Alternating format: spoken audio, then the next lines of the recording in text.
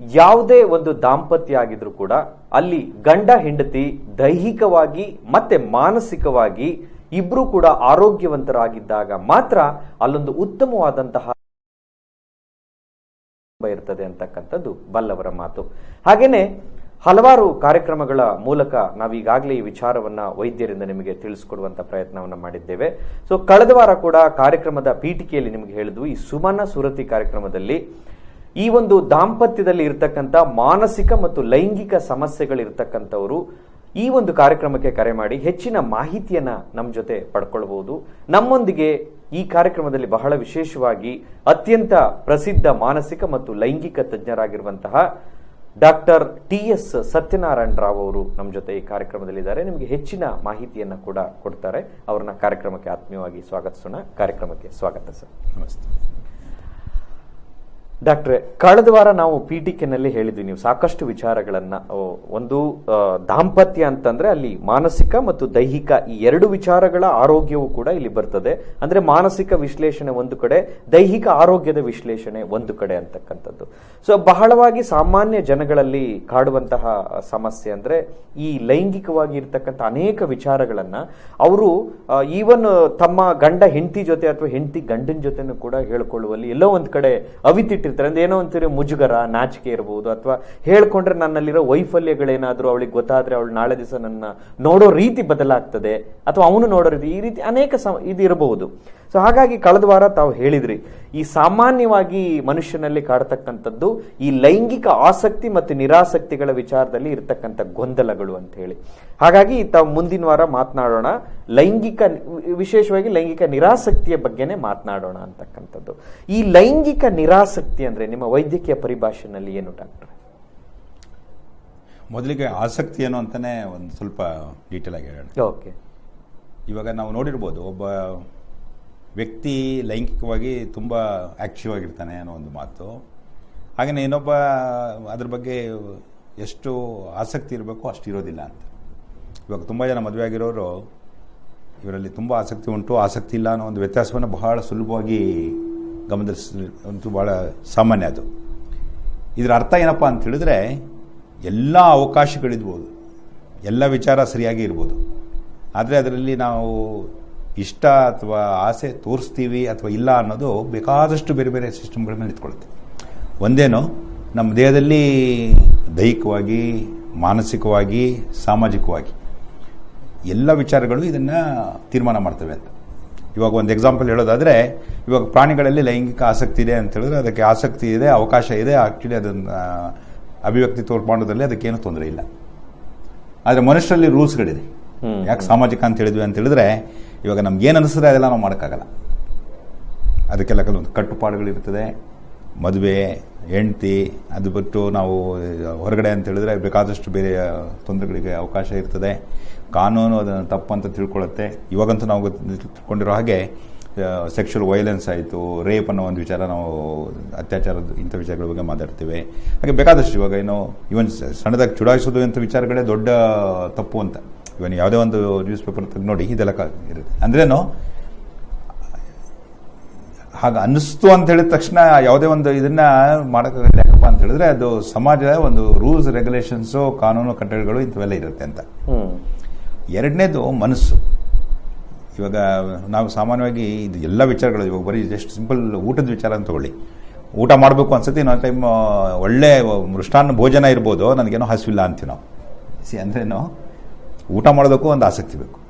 ಇವಾಗ ನನಗೆ ಇಷ್ಟ ಇದೆ ಅಂತ ಹೇಳಿದಾಗ ಊಟ ಮಾಡಬೇಕು ಅಂತ ಅನಿಸ್ತದೆ. ಇಷ್ಟ ಇಲ್ದಿರೋ ಟೈಮಲ್ಲಿ ನೀವು ಎಂಥದನ್ನಾದ್ರು ಕೊಡಿ, ಅದು ತುಂಬ ಹೊಟ್ಟೆ ತುಂಬಿದೆ ಆ ಟೈಮಲ್ಲಿ ಎಂಥ ಒಳ್ಳೆ ಊಟ ಇದ್ರೂ ಇಷ್ಟ ಆಗದಿರ್ಬೋದು, ಅಥವಾ ಹಸಿಸ್ಕೊಂಡಿದ್ದಾಗ ಎಂಥ ಕೆಟ್ಟದಾಗಿರೋ ಊಟ ಆದರೂ ಸಹ ತುಂಬ ಚೆನ್ನಾಗಿ ಕಾಣಿಸ್ಬೋದು. ಡಿಫ್ರೆನ್ಸ್ ಏನಪ್ಪ ಅಂತ ಹೇಳಿದ್ರೆ, ಅಲ್ಟಿಮೇಟ್ಲಿ ಅದಕ್ಕೆ ನಮ್ಮ ಮನಸ್ಸು ಅನ್ನೋದು ತಯಾರಿರಬೇಕಾಗತ್ತೆ. ಒಂದು ತಯಾರಿರೋ ಮನಸ್ಸು ಯಾವ ವೇಗದಲ್ಲಿ, ಎಷ್ಟರ ಮಟ್ಟಿಗೆ, ಎಷ್ಟು ಪರಿಣಾಮಕಾರಿಯಾಗಿ ಅದು ನಿಭಾಯಿಸುತ್ತೆ ಅನ್ನೋದೊಂದು ವಿಚಾರ. ಹಾಗೆ ದೈಹಿಕವಾಗಿ ಎಲ್ಲ ಅವಕಾಶಗಳಿರ್ಬೋದು. ಆ್ಯಕ್ಚುಲಿ ಇವಾಗೇನೋ ತುಂಬ ಸುಂದರವಾದ ಹೆಂಡತಿ ಇರ್ಬೋದು, ಅಥವಾ ವಾತಾವರಣ ಎಲ್ಲ ಚೆನ್ನಾಗಿರ್ಬೋದು, ಬಟ್ ಆದರೆ ಒಂದು ಕರೆ ಇದೆ ಡಾಕ್ಟರ್. ತುಂಬ ಹಲೋ ಹಲೋ ಹಲೋ, ನಮಸ್ತೆ. ನಮಸ್ತೆ ನಮಸ್ತೆ ಸರ್. ಮದುವೆಗೆ ಒಂದು ವರ್ಷದಲ್ಲೇ 2 ತಿಂಗಳಾಗಿದೆ. ಸ್ವಲ್ಪ ಜೋರಾಗಿ ಮಾತನಾಡಿ ಸರ್. ಸರ್ ಮದುವೆಗೆ 1 ವರ್ಷ ಆಗಿದೆ ಓಕೆ. ಸರ್. ನಮ್ಗೆ ಮಿಸಸ್ಗೆ 21 ವರ್ಷ. ನಿಮ್ಮ ವಯಸ್ಸು ಎಷ್ಟು? ವಯಸ್ಸು 30 ಸರ್. 30 ವರ್ಷ. ಹೇಳಿ. ಅದು ಈಗ ಮಕ್ಳು ಬೇಕು ಅನ್ಕೊಂಡಿದೀವಿ. ಹೇಳಿ. ಹಲೋ, ಮಕ್ಳು ಬೇಕು ಅನ್ಕೊಂಡಿದೀವಿ ಸರ್. ಆದ್ರೂ ಪ್ರತಿಫಲ ಸಿಗ್ತಾ ಇಲ್ಲ ಸರ್. ಪ್ರತಿಫಲ ಸಿಗ್ತಾ ಇಲ್ಲ. ಮದುವೆಗೆ ಹೌದು ಸರ್. ಎಷ್ಟು ಸಮಯ ಆಯ್ತು ಅಂತ ಹೇಳಿದ್ರಿ? 1 ವರ್ಷ ಆಯ್ತು ಸರ್. 1 ವರ್ಷ. ಆಗ್ಲೇ ಹೌದು ಸರ್. ಯಾವ್ದಾದ್ರು ಡಾಕ್ಟರ್ಗಳಿಗೆ ನೀವು ಭೇಟಿ ಮಾಡಿದ್ದೀರಾ ಅಥವಾ ಇನ್ನೂ ಕೆಲಸವನ್ನು ಮಾಡಿಲ್ವಾ? ಇಲ್ಲ ಸರ್, ಇನ್ನೂ ಭೇಟಿಯಾಗಿಲ್ಲ. ಭೇಟಿಯಾಗಿಲ್ಲ. ಅದೇ ಮಂತ್ಲಿ ಮಾಮೂಲಿ ಇದಾಗುತ್ತೆ ಸರ್. ಓಕೆ. ಇದು ಅದಕ್ಕೆ ಹೇಳಿ. ಇನ್ನೊಬ್ಬ ಅದಕ್ಕೆ ಸಂಬಂಧಪಟ್ಟಾಗ ಬೇರೆ ಏನಾದ್ರು ವಿಚಾರಗಳಿದ್ರೆ ಕೇಳಿ.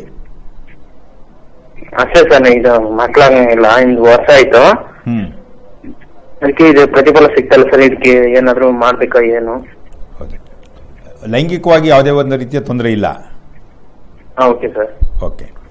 ಒಂದು ಲೈಂಗಿಕತೆಗೂ ಮತ್ತು ಈ ಗರ್ಭಧಾರಣೆ, ಗರ್ಭವತಿ ಆಗೋದು ಇದಕ್ಕೂ ಬಹಳಷ್ಟು ಸಂಬಂಧ ಇಲ್ಲದ ವಿಚಾರಗಳಿದೆ. ಒಂದೇನೋ ಸಂಬಂಧ ಏನಪ್ಪಾ ಅಂತ ಹೇಳಿದ್ರೆ ಲೈಂಗಿಕತೆಯು ಒಂದು ಬಹಳ ಮುಖ್ಯವಾದ ಅಂಶ, ನಿಜ. ಆದರೆ ಎಲ್ಲ ಸರಿಯಾಗಿದ್ದು ಸಹ ಗರ್ಭಧಾರಣೆ ಆಗ್ತಿಲ್ಲ ಹಾಗೆ ಅಂತಂದ್ರೆ ಪುರುಷನಲ್ಲಿ ಏನು ವಿಚಾರ ಇದೆ, ಸ್ತ್ರೀಯರಲ್ಲಿ ಏನು ವಿಚಾರ ಇದೆ ಅಂತ ನಾವು ಒಂದು ಗಮನ ಹರಿಸಬೇಕಂತ ಒಂದು ಮುಖ್ಯವಾದ ವಿಚಾರ ಇರುತ್ತೆ. ಎಲ್ಲದಕ್ಕೂ ಮುಖ್ಯವಾಗಿ ಬೇರೆ ಎಲ್ಲ ಅಂಶಗಳು ಸರಿಯಾಗಿದೆ ಅಂತ ಹೇಳಿದಾಗ ಪುರುಷರಲ್ಲಿ ಈ ಗರ್ಭಧಾರಣೆಗೆ ಬೇಕಾಗಿರುವಂಥ ಈ ವೀರ್ಯಾಣುಗಳಾಯಿತು ಮತ್ತು ಅದರ ಈ ಕ್ವಾಲಿಟಿ ಅಂತ ಹೇಳ್ತೀವಿ ನಾವು, ಮತ್ತು ಅಂಶಗಳು ಎಷ್ಟಿರಬೇಕು ಅಷ್ಟರ ಬಗ್ಗೆ ಎಲ್ಲ ಸರಿ ಇದೆಯಲ್ಲ ಅಂತ ಒಂದು ಖಾತ್ರಿ ಮಾಡ್ಕೊಳ್ಳೋದು ತುಂಬ ಇಂಪಾರ್ಟೆಂಟ್. ಇವಾಗ ಗಂಡು ಮತ್ತು ಹೆಣ್ಣು ಇಬ್ಬರು ನಾವು ಪರೀಕ್ಷೆ ಮಾಡಬೇಕು ಅಂತ ಹೇಳಿದಾಗ ಫಸ್ಟ್ ಗಂಡಸಿನ ಅಂಶಗಳೆಲ್ಲ ಕರೆಕ್ಟ್ ಆಗಿದೆಯಾ ಅಂತ ಖಾತ್ರಿ ಮಾಡ್ಕೊಳ್ಳೋದು ತುಂಬ ಇಂಪಾರ್ಟೆಂಟ್. ಯಾಕಪ್ಪ ಅಂತ ಹೇಳಿದ್ರೆ ಗಂಡಸಿಗೆ ಪರೀಕ್ಷೆ ಮಾಡೋದು ಅಥವಾ ತೀರ್ಮಾನ ತಗೊಳ್ಳೋದು ಬಹಳ ಸುಲಭದ ವಿಚಾರ. ಆದರೆ ಸ್ತ್ರೀಯರಲ್ಲಿ ನಾವು ಮಾಡಬೇಕಾದಂಥ ಟೆಸ್ಟ್ಗಳು ಅಥವಾ ಬೇಕಾದಷ್ಟು ಪ್ರೊಸೀಜರ್ಸ್ ಏನಿದೆ ಅದು ಬಹಳ ಉದ್ದ ಇರುವಂಥದ್ದು. ಎರಡನೇದು, ಅಲ್ಲಿ ತೊಂದರೆ ಇರ್ಬೋದು, ಇಲ್ಲದೆ ಇರ್ಬೋದು. ಆದರೆ ಪುರುಷನಲ್ಲಿ ತೊಂದರೆ ಇದ್ದಾಗ ನಾವು ಬೇರೆ ಏನೇ ಒಂದು ಚಿಕಿತ್ಸೆ ಮಾಡೋದಾಯಿತು ಅಥವಾ ಬೇರೆ ಏನೇ ಮಾಡ್ತೀವಿ ಅಂತಂದ್ರೆ ಸಹ ಅದು ಸಕ್ಸಸ್ ಆಗುವಂಥ ಚಾನ್ಸಸ್ ಭಾಳ ಕಡಿಮೆ. ಸೊ ಈ ಕಾರಣದಿಂದ ಫಸ್ಟ್ ಏನು ಮಾಡಬೇಕು ಅಂತ ಹೇಳಿದ್ರೆ, ಒಂದು ಮಕ್ಕಳಾಗಿಲ್ಲ ಅಂತ ಆತಂಕವನ್ನು ನೀವು ಒಂದು ಬದಿಗಿಡೋದು ಬಹಳ ಮುಖ್ಯ. ಯಾಕಪ್ಪ ಅಂತ ಹೇಳಿದ್ರೆ ನಾವು ಟೆಕ್ಸ್ಟ್ ಬುಕ್ಕಲ್ಲಿ ಓದೋದು ಹೆಂಗಪ್ಪ ಅಂತ ಹೇಳಿದ್ರೆ ಕೊನೆ ಪಕ್ಷ ಮದುವೆ ಆದಾಗ 1 ವರ್ಷನಾದರೂ ನಾವು ವೆಯ್ಟ್ ಮಾಡಬೇಕು ಅಂತ. ಈ ಕೆಲವೊಂದು ಪಿಕ್ಚರ್ಗಳು ತೋರಿಸ್ತಾರೆ. ಇವಾಗ ಒಂದು ಗಂಡು ಹೆಣ್ಣು ಸುಮ್ಮನೆ ವಾಕ್ ಮಾಡ್ಕೊಂಡು ಬಂದರೆ ಸಾಕು, ಆಟೋಮೆಟಿಕಲಿ ನೆಕ್ಸ್ಟ್ ಅವಳು ವಾಂತಿ ಮಾಡ್ತಿರೋದೆಲ್ಲ ಪಿಕ್ಚರ್ ತೋರಿಸ್ಬಿಡ್ತಾರೆ. ಆ ಥರ ಸಾಮಾನ್ಯವಾಗಿ ಬಹಳಷ್ಟು ಜನರಿಗೆ ಗರ್ಭಧಾರಣೆ ಆಗುವಂಥ ಚಾನ್ಸಸ್ಸು ಬಹಳ ಕಡಿಮೆ. ತುಂಬ ಜನರಿಗೆ ಸ್ವಲ್ಪ ಸಮಯ ಬೇಕಾಗುತ್ತೆ. 1 ವರ್ಷ ಅಂತ ಈಗಿನ ಕಾಲದಲ್ಲಿ ಕೆಲವೊಂದು ಟೆಕ್ಸ್ಟ್ ಬುಕ್ಗಳು ಹೇಳೋದೇನಪ್ಪ ಅಂತ ಹೇಳಿದ್ರೆ ಕೊನೆ ಪಕ್ಷ 1.5 ವರ್ಷ ಕಾಯಬೇಕು ಅಂತ. ಅಂದರೆ ನೀವು ಆಗಲೇ ಆತಂಕ ಬಿದ್ದು ಯಾಕೆ ಏನು ಅಂತ ತಲೆ ಕೆಡಿಸ್ಕೊಳ್ಬೇಕಾದಂಥ ಅವಶ್ಯಕತೆ ಕಾಣಲ್ಲ. ಬಟ್ ಆದರೂ ಆಗಲೇ ನೀವು 30 ವರ್ಷ ಅಂತ ಹೇಳ್ತಾ ಇದ್ದೀರಿ. ನಿಮ್ಮ ಮನೆಯವ್ರ ವಯಸ್ಸೆಷ್ಟು? 21 ವರ್ಷ. 21 ಅಂದರೆ ತುಂಬ ಕಡಿಮೆ ವಯಸ್ಸು. ಆ್ಯಕ್ಚುಲಿ ಈ ಗರ್ಭಧಾರಣೆ ದೃಷ್ಟಿಯಿಂದ ನಾವು ಮಾತಾಡೋದಾದರೆ ಹೆಂಗಸಿಗೆ ಕೊನೆ ಪಕ್ಷ 22-23 ವಯಸ್ಸಾದರೂ ಆಗಿರಬೇಕು ಅಂತೀವಿ ನಾವು. 22 ದಾಟಬೇಕು ಅಂತ ಅಂದ್ರೇನು ಅವರಿಗೆ ತುಂಬ ಸಣ್ಣ ವಯಸ್ಸು. ನೀವು ಯಾವುದೇ ಒಂದು ಆತಂಕ ಪಡಬೇಕಾದ ಅವಶ್ಯಕತೆ ಅಲ್ಲಿ ಕಾಣೋದಿಲ್ಲ. ಇನ್ನೂ ಸ್ವಲ್ಪ ಸಮಯ ವೆಯ್ಟ್ ಮಾಡ್ತೀರಿ, ತುಂಬ ಒಳ್ಳೆಯದು. ಅರ್ಜೆಂಟ್ ಏನಾದರೂ ಉಂಟು ಡಾಕ್ಟ್ರಿಗೆ ತೋರಿಸ್ಬೇಕಾಗತ್ತೆ. ನಿಮ್ಮ ಪರೀಕ್ಷೆ ಫಸ್ಟ್ ಆಗಬೇಕಾಗತ್ತೆ. ಅದರಲ್ಲೂ ಈ ಧಾತು ಪರೀಕ್ಷೆ, ಅದರಲ್ಲಿ ಅಂಶಗಳೆಲ್ಲ ಕರೆಕ್ಟ್ ಆಗಿದೆ ಅಂತ ತೀರ್ಮಾನ ತಗೊಳ್ಳೋದು ಬಹಳ ಮುಖ್ಯ. Okay, good. Okay, thank you sir ಕರೆ ಮಾಡಿದ್ದಕ್ಕೆ. ಎಸ್ ಡಾಕ್ಟರ್, ಇನ್ನು ಸಾಮಾನ್ಯವಾಗಿ ಎಲ್ಲರಲ್ಲೂ ಕಾಡುವಂತ ಸಮಸ್ಯೆ ನೀವು ಹೇಳಿದಾಗೆ ಲೈಂಗಿಕ ಆಸಕ್ತಿ, ನಿರಾಸಕ್ತಿ ಜೊತೆಗೆ ಮಕ್ಕಳಾಗಿಲ್ಲ ನಮಗೆ, ನಾವು ಪ್ರಯತ್ನ ಪಡ್ತಾ ಇದೀವಿ ಅಂತಕ್ಕಂಥದ್ದು ಅಂತ. ಅಂದ್ರೆ ಈಗ ನೀವು ಹೇಳೋ ಮಾತಿನ ಅರ್ಥ ಮನುಷ್ಯ ಎಷ್ಟು ಲೈಂಗಿಕ ಸಂಪರ್ಕ ಹೊಂದಿದ್ದಾನೆ ಅನ್ನೋದಕ್ಕಿಂತ ಅವನಲ್ಲಿರೋ ವೀರ್ಯಾಣುಗಳ ಸಂಖ್ಯೆ ಮತ್ತು ಅದರ ಕ್ವಾಲಿಟಿ ಮುಖ್ಯ ಅಂತಕ್ಕಂಥ. ತುಂಬಾ ಇಂಪಾರ್ಟೆಂಟ್. ಯಾಕಂದ್ರೆ ಇವಾಗ ಸ್ತ್ರೀ ಮೊಟ್ಟೆಯನ್ನ ತಯಾರು ಮಾಡ್ತಾಳೆ. ತುಂಬ ಜನರಲ್ಲಿ ಆ ಮೊಟ್ಟೆ ತಯಾರಾಗೋದು, ಮೊಟ್ಟೆ ಹೊರಗಡೆ ಬರೋದು ಅದೆಲ್ಲ ತುಂಬ ಸಾಮಾನ್ಯವಾಗಿ ಸರಿಯಾಗಿ ನಡೀತಿರ್ತದೆ ಅಂತ ಒಂದು ಮಾತು. ಇವಾಗ ಫಾರ್ ಎಕ್ಸಾಂಪಲ್ ಇವಾಗ ಸ್ವಲ್ಪ ಹೊತ್ತು ಮುಂಚೆ ಅವ್ರು ಮಾತಾಡ್ತಿದ್ದ ಹಾಗೇನೆ ಇವಾಗ 17, 18, 19, 20 ತುಂಬಾ ಜನ ಹೆಂಗಸರಿಗೆ ಸೈಕಲ್ ಸೆಟ್ ಆಗೋದಕ್ಕೆ ಅಷ್ಟು ಟೈಮ್ ಬೇಕು. ಈ ಪ್ರಜನನ ವ್ಯವಸ್ಥೆ ಅಂತ ನಾವೇನ್ ಮಾತಾಡ್ತೀವಿ ಅದರಲ್ಲೂ ಈ ಗರ್ಭಕೋಶ, ಮುಟ್ಟಾಗುವಿಕೆ, ಇದಕ್ಕೆಲ್ಲ ಒಂದು ಪರ್ಟಿಕ್ಯುಲರ್ ಸೈಕಲ್ ಪ್ಯಾಟರ್ನ್ ಇರ್ತದೆ. ಅದು ಕರೆಕ್ಟ್ ಆಗಿ ಸೆಟ್ ಆಗೋದಕ್ಕೆ ಸ್ತ್ರೀಗೆ ಕೊನೆ ಪಕ್ಷ 20-22 ವರ್ಷನಾದ್ರೂ ಬೇಕೇ ಬೇಕು. ಅದಕ್ಕಿಂತಲೂ ಮುಂಚೆ ತುಂಬಾ ಸೈಕಲ್ ವೇರಿಯೇಷನ್ಸ್ ಇರ್ತದೆ. ಇನ್ನೊಂದು ಕರೆ ಇದೆ ನೋಡೋಣ. ಹಲೋ ಹಲೋ ಹಲೋ ಸರ್, ನಮಸ್ತೆ. ಎಲ್ಲಿಂದ? ಮೈಸೂರಿಂದ. ಓಕೆ, ತಮ್ಮ ಹೆಸರು ಮತ್ತೆ ತಮ್ಮ ಪ್ರಶ್ನೆ ಏನು ಕೇಳಿ. ಡಾಕ್ಟರ್ ಸತ್ಯನಾರಾಯಣ ರಾವ್ ಇದ್ದಾರೆ, ಮಾತನಾಡಿ. ನಮಸ್ತೆ, ಕೇಳಿ. ಸರ್ ನಮಸ್ಕಾರ. ನಮಸ್ತೆ.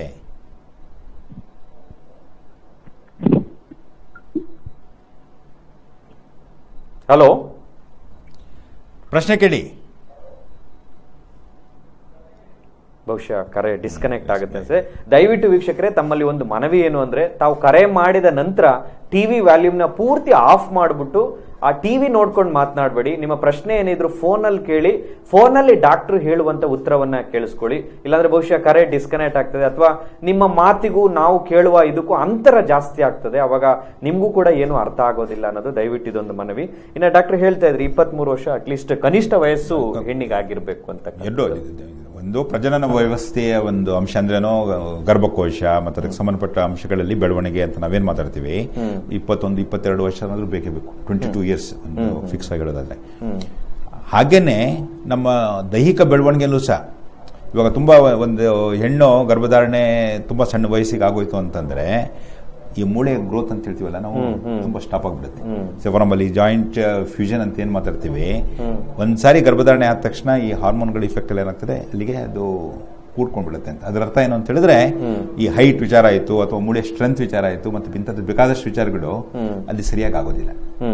ಅಂದ್ರೆ ಏನಾಗ್ತದೆ, ಅವಳಿಗೆ ದೈಹಿಕವಾಗಿ, ಮಾನಸಿಕವಾಗಿ ಅಥವಾ ಬೇರೆ ಎಲ್ಲ ದೃಷ್ಟಿಯಿಂದನೂ ಅವಳು ಜರ್ಜಿತವಾಗುವಂತ ಚಾನ್ಸಸ್ ತುಂಬಾ ಜಾಸ್ತಿ.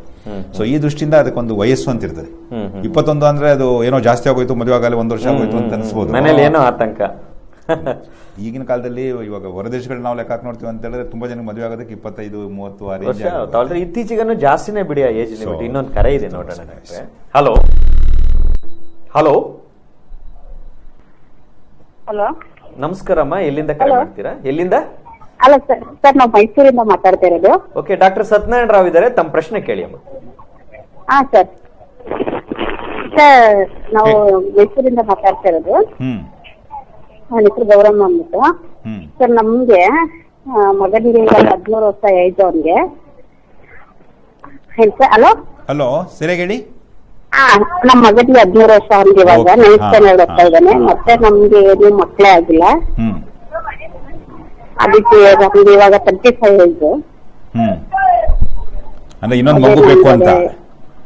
ಮಗು ಬೇಕು ಅಂತ ನಾವು ಇದ್ ಮಾಡ್ತಾ ಇದೀವಿ ಸರ್. ಒಬ್ನೇ ಮಗು ಭಯ ಸರ್ ನಮ್ಗೆ, ಅದಕ್ಕೋಸ್ಕರ.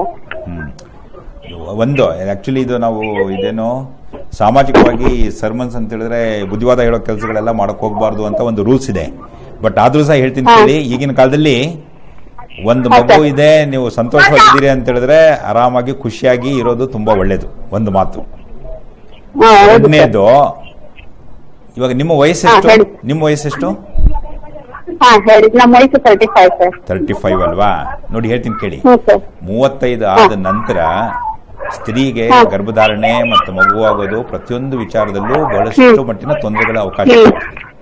ಅದರಲ್ಲೂ ಈ ಬುದ್ಧಿಮತ್ತೆಯಿಂದ ಹಿಡಿದು ಈ ಬೆಳವಣಿಗೆಯ ದೃಷ್ಟಿಯಿಂದ ಮಗು ಬೇಕಾದಷ್ಟು ತೊಂದರೆಗಳು 35 ವರ್ಷ ನಂತರ ರಿಸ್ಕ್ ಜಾಸ್ತಿ ಆಗ್ತಾ ಹೋಗುತ್ತೆ ಅಂತ.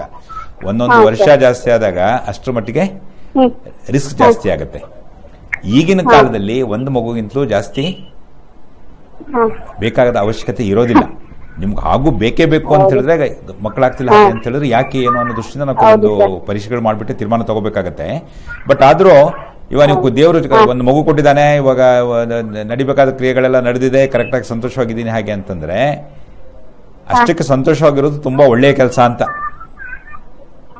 ಹೌದು ಸರ್, ಆದ್ರೆ ಒಬ್ನೇ ಮಗ ಅವ್ನಿಗೆ. ಹೌದು, ಇವಾಗ 2 ಮಕ್ಕಳು ಬರೀ 2 ಮಕ್ಕಳು ಅಂತ ಹೇಳ್ತಾರಲ್ಲ, ಸ್ವಲ್ಪ ಜನ ಕೇಳಿದ್ದೀರಾ? ಮಗ ಒಬ್ನೇ ಅಂತ ಅಷ್ಟೇನೇನಿಲ್ಲ ಸರ್, ಒಂದು ಹೆಣ್ಮಗುನಾದ್ರೂ ಆಗ್ಲಿ ಅಂತ ಅಷ್ಟೇ. ಮತ್ತೊಂದು ಗಂಡ್ ಮಗುನೇ ಆದ್ರೆ ಏನ್ ಮಾಡ್ತೀರಿ? ಆದ್ರೂ ಸಂತೋಷ ಸರ್ ನಮ್ಗೆ. ಹೆಣ್ಮಗು ಆದ್ರೂ ಸರಿ, ಗಂಡ್ ಮಗು ಸರಿ. ಅವಳಿ ಜವಳಿ ಆಗೋಗ್ಬಿಡುತ್ತೆ, ಏನ್ ಮಾಡ್ತೀರಿ? ತುಂಬಾ ಸಂತೋಷ ಸರ್, ಯಾವ್ದಾದ್ರು. ಆದ್ರೆ ಹೆಣ್ಮಗು ತುಂಬಾ ಇಷ್ಟ, ಆದ್ರೆ ಗಂಡಾದ್ರೂ ಸರಿ, ಹೆಣ್ಮಗು ಆದ್ರೂ ಸರಿ. ಹೌದೌದು. ಆದ್ರೆ ಒಂದು ನಮ್ಮ ಭಾರತದ ಜನಸಂಖ್ಯೆ ಸಿಕ್ಕಾಪಟ್ಟೆ ಜಾಸ್ತಿ ಆಗ್ತಿದೆ ಅಂತ. ಬಟ್ ಹಾಗಾದ್ರೆ ಅಂದ್ರೆ ಡಾಕ್ಟರ್ನ ಕಾಣ್ಬೇಕಾಗತ್ತಮ್ಮ. ಅಂದ್ರೆ ಮಕ್ಕಳಾಗದೇ ಇರೋದಕ್ಕೆ ಕಾರಣಗಳು ಹಲವಾರು ಇದೆ. ಒಂದು, ಇವಾಗ ಮುಟ್ಟಿನ ವಿಚಾರದಲ್ಲಿ ಏನು ತೊಂದರೆ ಇಲ್ಲ. ನನ್ಗೇನ್ ತೊಂದರೆ ಇಲ್ಲ ಸರ್. ಓಕೆ, ಲೈಂಗಿಕವಾಗಿ ಪುರುಷರ ಕಡೆಯಿಂದ ಯಾವುದೇ ಒಂದು ರೀತಿಯ ತೊಂದರೆ ಇಲ್ಲ. ಆದ್ರೆ ಒಂದೊಂದು ತಿಂಗಳು 1-2 ದಿನ 3 ದಿನ 4 ದಿನ ಬೇಗನೆ ಆಗ್ಬಿಡ್ತೀನಿ ಸರ್, ಅಷ್ಟೇನೆ. ತೊಂದ್ರೆ ಏನಿಲ್ಲ ಸರ್ ನಮ್ಗೆ ಪ್ರಾಬ್ಲಮ್. ಅಲ್ಲ ಆ ದೃಷ್ಟಿಯಿಂದ ಎಗೈನ್ ವೈದ್ಯರನ್ನ ಕಾಣಬೇಕಾಗ್ತದೆ, ನೋಡ್ಬೇಕಾಗತ್ತೆ ಅಲ್ಲಿ ಏನು ವ್ಯತ್ಯಾಸ ಉಂಟಾ ಅಲ್ಲ ಹಾಗೆ ಏನಾದ್ರೂ ನಮ್ಗೆ ಈಗ 35 ಆಗ್ಬಿಟ್ಟಿದೆಲ್ಲ ಅದಕ್ಕೇನಾದ್ರೂ ಭಯ ರಿಸ್ಕ್ ಇರುತ್ತೆ. ಹೌದು, 35 ನಂತರ ಗರ್ಭಧಾರಣೆಯ ಅವಕಾಶಗಳು ಅಥವಾ ಗರ್ಭಧಾರಣೆ ಆಗುವಂಥ ಚಾನ್ಸಸ್ಸು ಮುಂಚೆದ ಕಂಪೇರ್ ಮಾಡಿದ್ರೆ ಸ್ವಲ್ಪ ಡೆಫಿನೆಟ್ಲಿ ಕಡಿಮೆ ಆಗಿರುತ್ತೆ. ಒಂದು. ಎರಡನೇ ವಿಚಾರ ಏನಪ್ಪಾ ಅಂತ ಹೇಳಿದ್ರೆ, ಹುಟ್ಟೋ ಮಗುವಿಗೆ ನ್ಯೂನತೆ ಇರುವಂಥ ಚಾನ್ಸಸ್ಸು ಬಹಳಷ್ಟು ಮಟ್ಟಿಗೆ ಜಾಸ್ತಿ. ಹೌದಾ ಸರ್? ಪುರುಷನಲ್ಲಿ 35 ವರ್ಷ ಅಂತ ರೂಲ್ಸ್ ಆ ಥರ ಯಾವುದೂ ಇಲ್ಲ, ಅದ್ರ ಬಗ್ಗೆ ವೈಜ್ಞಾನಿಕವಾಗಿ ಅಷ್ಟು ಪುರಾವೆಗಳಿಲ್ಲ. ಆದರೆ ಸ್ತ್ರೀಗೆ 35 ವರ್ಷದ ನಂತರ ಹುಟ್ಟೋ ಮಗುವಿನಲ್ಲಿ ನ್ಯೂನತೆ ಇರುವಂಥ ಚಾನ್ಸಸ್, ಅಂದ್ರೆ ನಾವು ಎಲ್ಲ ಮಕ್ಕಳಲ್ಲಿ ಹಂಗಿರುತ್ತೆ ಅಂತ ನಾನು ಮಾತಾಡ್ತಿರೋದು, ನ್ಯೂನತೆ ಇರುವಂಥ ಚಾನ್ಸಸ್ ಸ್ವಲ್ಪ ಜಾಸ್ತಿ. ಸೊ ಅದರಿಂದ ಯಾವಾಗಲೂ ತುಂಬಾ ಕೇರ್ಫುಲ್ ಆಗಿರ್ಬೇಕಾಗ್ತದೆ. ಡಾಕ್ಟರ್ಗೆ ಅವಾಗ ಚೆಕ್ಅಪ್ ಮಾಡಿಸ್ಬೇಕಾಗತ್ತೆ. ಮಧ್ಯದಲ್ಲಿ ಸ್ಕ್ಯಾನಿಂಗ್ ಮಾಡಿಬಿಟ್ಟು ಮಗು ಬೆಳವಣಿಗೆಲ್ಲ ತೀರ್ಮಾನ ತಗೊಳ್ತಿರೋದು ಅವಶ್ಯಕತೆ ಇರ್ತದೆ. ಆಗಲ್ಲ ಅಂತ ಹೇಳ್ತಿಲ್ಲಮ್ಮ. ಅಂದ್ರೆ ಮಗುವಿಗೆ ಇವಾಗ ಯಾವುದೇ ಒಂದು ಸ್ತ್ರೀ ಗರ್ಭಧಾರಣೆ ಮಾಡಿದಾಳೆ ಹಾಗೆ ಅಂತ ಹೇಳಿದ್ರೆ ಸಮ್ ಅಮೌಂಟ್ ಆಫ್ ರಿಸ್ಕ್ ಇದ್ದೇ ಇರುತ್ತೆ. ಎಲ್ಲಾ ಕರೆಕ್ಟ್ ಆಗಿದ್ರು ಸಹ ಅಲ್ಲಿ ಕೆಲವೊಂದು ಅಂಶಗಳು ನಾವು ಇರ್ತೀವಿ ಅಂತ ಹೇಳ್ತೀವಲ್ವಾ. ಅದೇ 35 ವರ್ಷದ ನಂತರ ಈ ರೀತಿಯ ತೊಂದರೆಗಳು ಸ್ವಲ್ಪ ಮಟ್ಟಿಗೆ ಜಾಸ್ತಿ ಸ್ತ್ರೀಯರಲ್ಲಿ. ನಿಮ್ಮ ಆರೋಗ್ಯ ದೃಷ್ಟಿಯಿಂದನೂ ಸ್ವಲ್ಪ ತೊಂದರೆ ಇರ್ತದೆ, ಮಗುವಿನ ದೃಷ್ಟಿಯಿಂದನೂ ಸ್ವಲ್ಪ ತೊಂದರೆ ಇರ್ತದೆ. ಅದಕ್ಕಾಗಿ ಗಾಬರಿ ಬೀಳ್ಬೇಕಾದ ಅವಶ್ಯಕತೆ ಇಲ್ಲ. ಮಗು ಬೇಕೇ ಬೇಕು ಅಂತ ತೀರ್ಮಾನ ತಗೊಂಡಿದ್ದೀರಿ ಅಂತ ಹೇಳಿದ್ರೆ ಗರ್ಭಧಾರಣೆ ದೃಷ್ಟಿಯಿಂದ ಕೆಲವೊಂದು ಪರೀಕ್ಷೆಗಳನ್ನು ಮಾಡಿ ಎಲ್ಲ ಸರಿ ಇದೆ ಅಂತ ತೀರ್ಮಾನ ತಗೊಳ್ಳೋದು ಬಹಳ ಮುಖ್ಯ. ಆ ದೃಷ್ಟಿಯಿಂದ ಡಾಕ್ಟರ್ ನೋಡ್ಬೇಕಾಗತ್ತೆ. ಒಂದು. ಎರಡು, ಇದಾದ್ಮೇಲೆ ಒಂದು ಮಾಡ್ತಿದ್ದೆ ಸರ್ ನಾನು, ಹಂಗಿದ್ರು ಏನೂ ಆಗೇ ಇಲ್ಲ ನನಗೆ. ಅದ್ ನಿಜ. ಯಾಕಾಗಿಲ್ಲ ಅಂತ ನೋಡ್ಬೇಕಾಗತ್ತೆ. ಹೌದು ಸರ್. ನಿಮ್ ಕಾಂಟ್ಯಾಕ್ಟ್ ಮಾಡ್ಬೇಕಂದ್ರೆ ಇದೇನಾ ಸರ್? ನಾವು ನೋಡಿ ಅಲ್ಲಿ ಕೆಳಗಡೆ ಟಿವಿಯ ಪರದೆ ಕೆಳಭಾಗದಲ್ಲಿ ಅವರ ಫೋನ್ ನಂಬರ್ನ ತೋರಿಸ್ತಾ ಇದೀವಿ. ಆ ನಂಬರ್ನ ನೋಟ್ ಮಾಡಿಕೊಂಡು ಈ ಕಾರ್ಯಕ್ರಮದ ನಂತರ ಕರೆ ಮಾಡಿ, ಅವರು ಎಲ್ಲಿ ಸಿಗಬೇಕು, ಮೈಸೂರಿನ ಯಾವ ಆಸ್ಪತ್ರೆಯಲ್ಲಿ ಅನ್ನೋದನ್ನ ಹೇಳ್ತಾರೆ. ನೀವು ಆಮೇಲೆ ಭೇಟಿ ಮಾಡಬಹುದಮ್ಮ. ಓಕೆ ಥ್ಯಾಂಕ್ ಯು ಕರೆ ಮಾಡೋದಕ್ಕೆ. ಎಸ್, ಇನ್ನ ಡಾಕ್ಟ್ರೆ, ಬಹಳ ಮುಖ್ಯವಾಗಿ ಹೆಣ್ಣಿಗೆ 23 ಅದಾಯ್ತು. ಇನ್ನು ಒಂದು ಕ್ವಾಲಿಟಿ ಮತ್ತೆ ಕ್ವಾಂಟಿಟಿ ಆಫ್ ಸ್ಪರ್ಮ್ ಬಗ್ಗೆ ಹೇಳ್ತಾ ಇದ್ರಿ. ಎಷ್ಟು ಪ್ರಮಾಣದ ವೀರ್ಯಾಣುಗಳಿರ್ಬೇಕು ಮತ್ತೆ ಕ್ವಾಲಿಟಿ ಹೇಗಿರ್ಬೇಕು ಅಂತೀರಾ? ಇವಾಗ ಒಂದು ಸ್ಟ್ಯಾಂಡರ್ಡ್ ಅಂತ ಹೇಳಿದ್ರೆ, ಇವಾಗ ಧಾತುನಲ್ಲಿ ಬೇಕಾದಷ್ಟು ಅಂಶಗಳಿದೆ. ಒಂದು, ಅದು ಸ್ಖಲನ ಆದಾಗ ಸಾಮಾನ್ಯವಾಗಿ ನೀರಿನ ಥರ ಇರುತ್ತೆ. ವಾತಾವರಣಕ್ಕೆ ಬಂದ ನಂತರ ಒಂದು ರೀತಿಯ ಜಿಗಟಾಗಿ ಬದಲಾವಣೆ ಆಗುತ್ತೆ. ಅದರ ನಂತರ ಅಲ್ಲಿರುವಂಥ ಕೆಲವೊಂದು ಕಿಣ್ವಗಳ ಪರಿಣಾಮವಾಗಿ ಮತ್ತೆ ಬೇಕಾಗೋದ್ರಿಂದ ಮತ್ತೆ ಲಿಕ್ವಿಡ್ ಆಗುತ್ತೆ. ಆ ಲಿಕ್ವಿಫ್ಯಾಕ್ಷನ್ ಟೈಮ್ ಅಂದರೆ ಇಷ್ಟು ಟೈಮ್, ಇವಾಗ ಸ್ಖಲನ ಆದ ಟೈಮಿಂದ ಅದು ಕರಗೋದಕ್ಕೆ ಎಷ್ಟು ಟೈಮ್ ಬೇಕಾಗುತ್ತೆ ಅಂತ ಏನಿದೆ, ಅದು ಒಂದು ಇಂಪಾರ್ಟೆಂಟ್ ಇಶ್ಯೂ. ಸ್ವಲ್ಪ ಜನರು ತುಂಬ ಲೇಟ್ ಆಗ್ಬೋದು ಅಂತ ಅನ್ಕೊಳ್ಳಿ. ಅಲ್ಲಿ ಒಂದು ಕ್ವಾಲಿಟಿ ವಿಚಾರ ಬದಲಾವಣೆ ಆಗುತ್ತೆ. ಅಂದ್ರೇನೋ 20 ರಿಂದ 30 ನಿಮಿಷ ಅದು ಕರಗೋದಕ್ಕೆ ಬೇಕಾಗಿರುವಂಥ ಒಂದು ಸಮಯ ಅಂತ. ಎರಡನೇದು ವೀರ್ಯಾಣುಗಳ ಅಂಶ. ಇವಾಗ ವೀರ್ಯಾಣುಗಳು ಅಂತ ಹೇಳಿದ್ರೆ ಅದಕ್ಕೊಂದು ತಲೆ, ಅದಕ್ಕೊಂದು ಮಿಡ್ಲು ಭಾಗ ಅಂತ, ಆಮೇಲೆ ಅದಕ್ಕೊಂದು ಬಾಲ ಅಂತೆಲ್ಲ ಇರ್ತದೆ. ಇದ್ರದ್ದು ಕೌಂಟ್ ಅಂತ ನಾವು ಲೆಕ್ಕ ಹಾಕ್ತೀವಿ ಅಂತ ಹೇಳಿದ್ರೆ 60 ರಿಂದ 150 ದಶಲಕ್ಷ ವೀರ್ಯಾಣುಗಳು ಒಂದು ml ಅಲ್ಲಿ ಇರಬೇಕು ಅಂತ. 60 ರಿಂದ 150 ದಶಲಕ್ಷ ವೀರ್ಯಾಣುಗಳು ಒಂದು ml. ಇದಕ್ಕಿಂತಲೂ ಕಡಿಮೆ ಇದ್ದಾಗ, ಸಾಮಾನ್ಯ ಒಂದು ಅಂದಾಜಿನ ಲೆಕ್ಕ ಯಾವ ತರ ಅಂತ ಹೇಳಿದ್ರೆ 30 ರಿಂದ 60 ದಶಲಕ್ಷ ವೀರ್ಯಾಣುಗಳು ಅಂತಂದ್ರೆ ಅಲ್ಲಿ ಸಾಮಾನ್ಯವಾಗಿ ಗರ್ಭಧಾರಣೆ ಆಗುವಂತ ಚಾನ್ಸಸ್ ಕಡಿಮೆ, ಸ್ವಲ್ಪ ನಿಧಾನ ಆಗಬಹುದು, ಆದ್ರೆ ಆಗತ್ತೆ. ಓಕೆ, ಇನ್ನೊಂದು ಕರೆ ಇದೆ, ನೋಡೋಣ, ಮುಂದುವರಿಸೋಣ. ಹಲೋ ಸರ್, ನಮಸ್ತೆ. ತಮ್ಮ ಹೆಸರು, ಎಲ್ಲಿಂದ? ಸರ್, ನಾನು ಮೈಸೂರಿಂದ ಅಫ್ರೋಜ್ ಅಂತ. ಓಕೆ ಸರ್, ತಮ್ಮ ಪ್ರಶ್ನೆ ಕೇಳಿ ಸರ್. ಡಾಕ್ಟರ್ ಸತ್ಯನಾರಾಯಣ ರಾವ್ ಇದ್ದಾರೆ, ಮಾತನಾಡಿ. ಡಾಕ್ಟರ್ ಸರ್ ನಮಸ್ತೆ. ನಮಸ್ಕಾರ, ಹೇಳಿ ಸರ್. ನಾನು ಅಫ್ರೋಜ್ ಅಂತ, ಮೈಸೂರಿಂದ. ಸರ್, ನನ್ಗೆ 25 ವರ್ಷ ಈಗ. ಹೇಳಿ. ಸರ್, ಜಾಸ್ತಿ ವೀರ್ಯಾಣು ಬಂದ್ಬಿಡುತ್ತೆ ನನ್ಗೆ, ತೆಳುವು ವೀರ್ಯಾಣು. ವಾರದಲ್ಲಿ 2-3 ಸಲ. ಆಮೇಲೆ ಜಾಸ್ತಿ ಹೊತ್ತು ಜಾಸ್ತಿ ಒದ್ದೆ ಆಗುತ್ತೆ. ಆಮೇಲೆ ಗರ್ಲ್ ಫ್ರೆಂಡ್ ಹತ್ರ ಫೋನಲ್ಲಿ ಮಾತಾಡಿದ್ರು ಯಂಗ್ಸ್ಟರ್ ಹತ್ರ ಇದಾಗೋಯ್ತು, ವೀರ್ಯಾಣು ಬಂದ್ಬಿಡುತ್ತೆ. ಮದ್ವೆ ಆಗಿಲ್ಲ? ಇದಕ್ಕೆ ಪರಿಹಾರ ಸರ್. ಮದ್ವೆ ಆಗಿದೆಯಾ?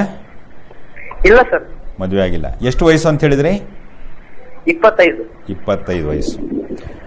ಈ ಹಸ್ತಮೈಥುನ ಅಂತ ಇಂಥವೆಲ್ಲ ಬೇಕಾದಷ್ಟು ಕೆಲವೊಂದು ಶಬ್ದಗಳನ್ನು ಉಪಯೋಗಿಸೋದುಂಟು. ಆ ರೀತಿ ಅಭ್ಯಾಸಗಳೇನಾದ್ರೂ ಉಂಟಾ ಇಲ್ವಾ? ಕೇಳಿಸ್ತಾ ಇಲ್ಲ. ಹಸ್ತಮೈಥುನದ ಅಭ್ಯಾಸ ಉಂಟು ಇಲ್ಲ ಅಂತ? ಸರ್ ಇವಾಗ ಒಂದು ಹಲೋ Hello?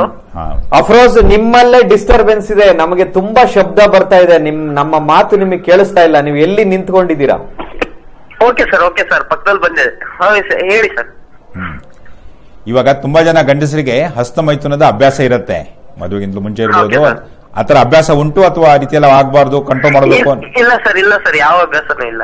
ಒಂದು ಸಾಮಾನ್ಯವಾಗಿ ಇವಾಗ ಒಂದು ಗಂಡಸು ಅಂತ ನಾವು ಮಾತಾಡ್ತೀವಿ ಅಂತ ಹೇಳಿದ್ರೆ 11, 12, 13ನೇ ವಯಸ್ಸಿಂದನೇ ವೀರ್ಯಾಣು ತಯಾರಿಕೆ ಪ್ರಾರಂಭ ಆಗಿರುತ್ತೆ. ಅದು ಒಂದು ಪ್ರಾಸ್ಟೇಟ್ ಗ್ಲ್ಯಾಂಡ್ ಅಂತ, ಆಮೇಲೆ ವೀರ್ಯಾಣು ತಯಾರಾಗುವಂಥ ಜಾಗ ಬೀಜದಿಂದ ಬಂದ್ಬಿಟ್ಟು ಎಲ್ಲ ಒಂದು ಕಡೆ ಶೇಖರಣೆ ಆಗೋದಕ್ಕೆ ಸಮನಲ್ ವೆಸಿಕಲ್ ಅಂತ ಅಲ್ಲೊಂದು ಧಾತು ಚೀಲ ಅಂತ ಒಂದಿದೆ. ಆ ಧಾತು ಚೀಲದ ಒಂದು ಸಾಮಾನ್ಯವಾದ ಕೆಪಾಸಿಟಿ ಏನಪ್ಪಾ ಅಂತ ಹೇಳಿದ್ರೆ ಒಂದು 15ರಿಂದ 20 ml ಅಂತ ಅನ್ಕೊಳ್ಳಿ.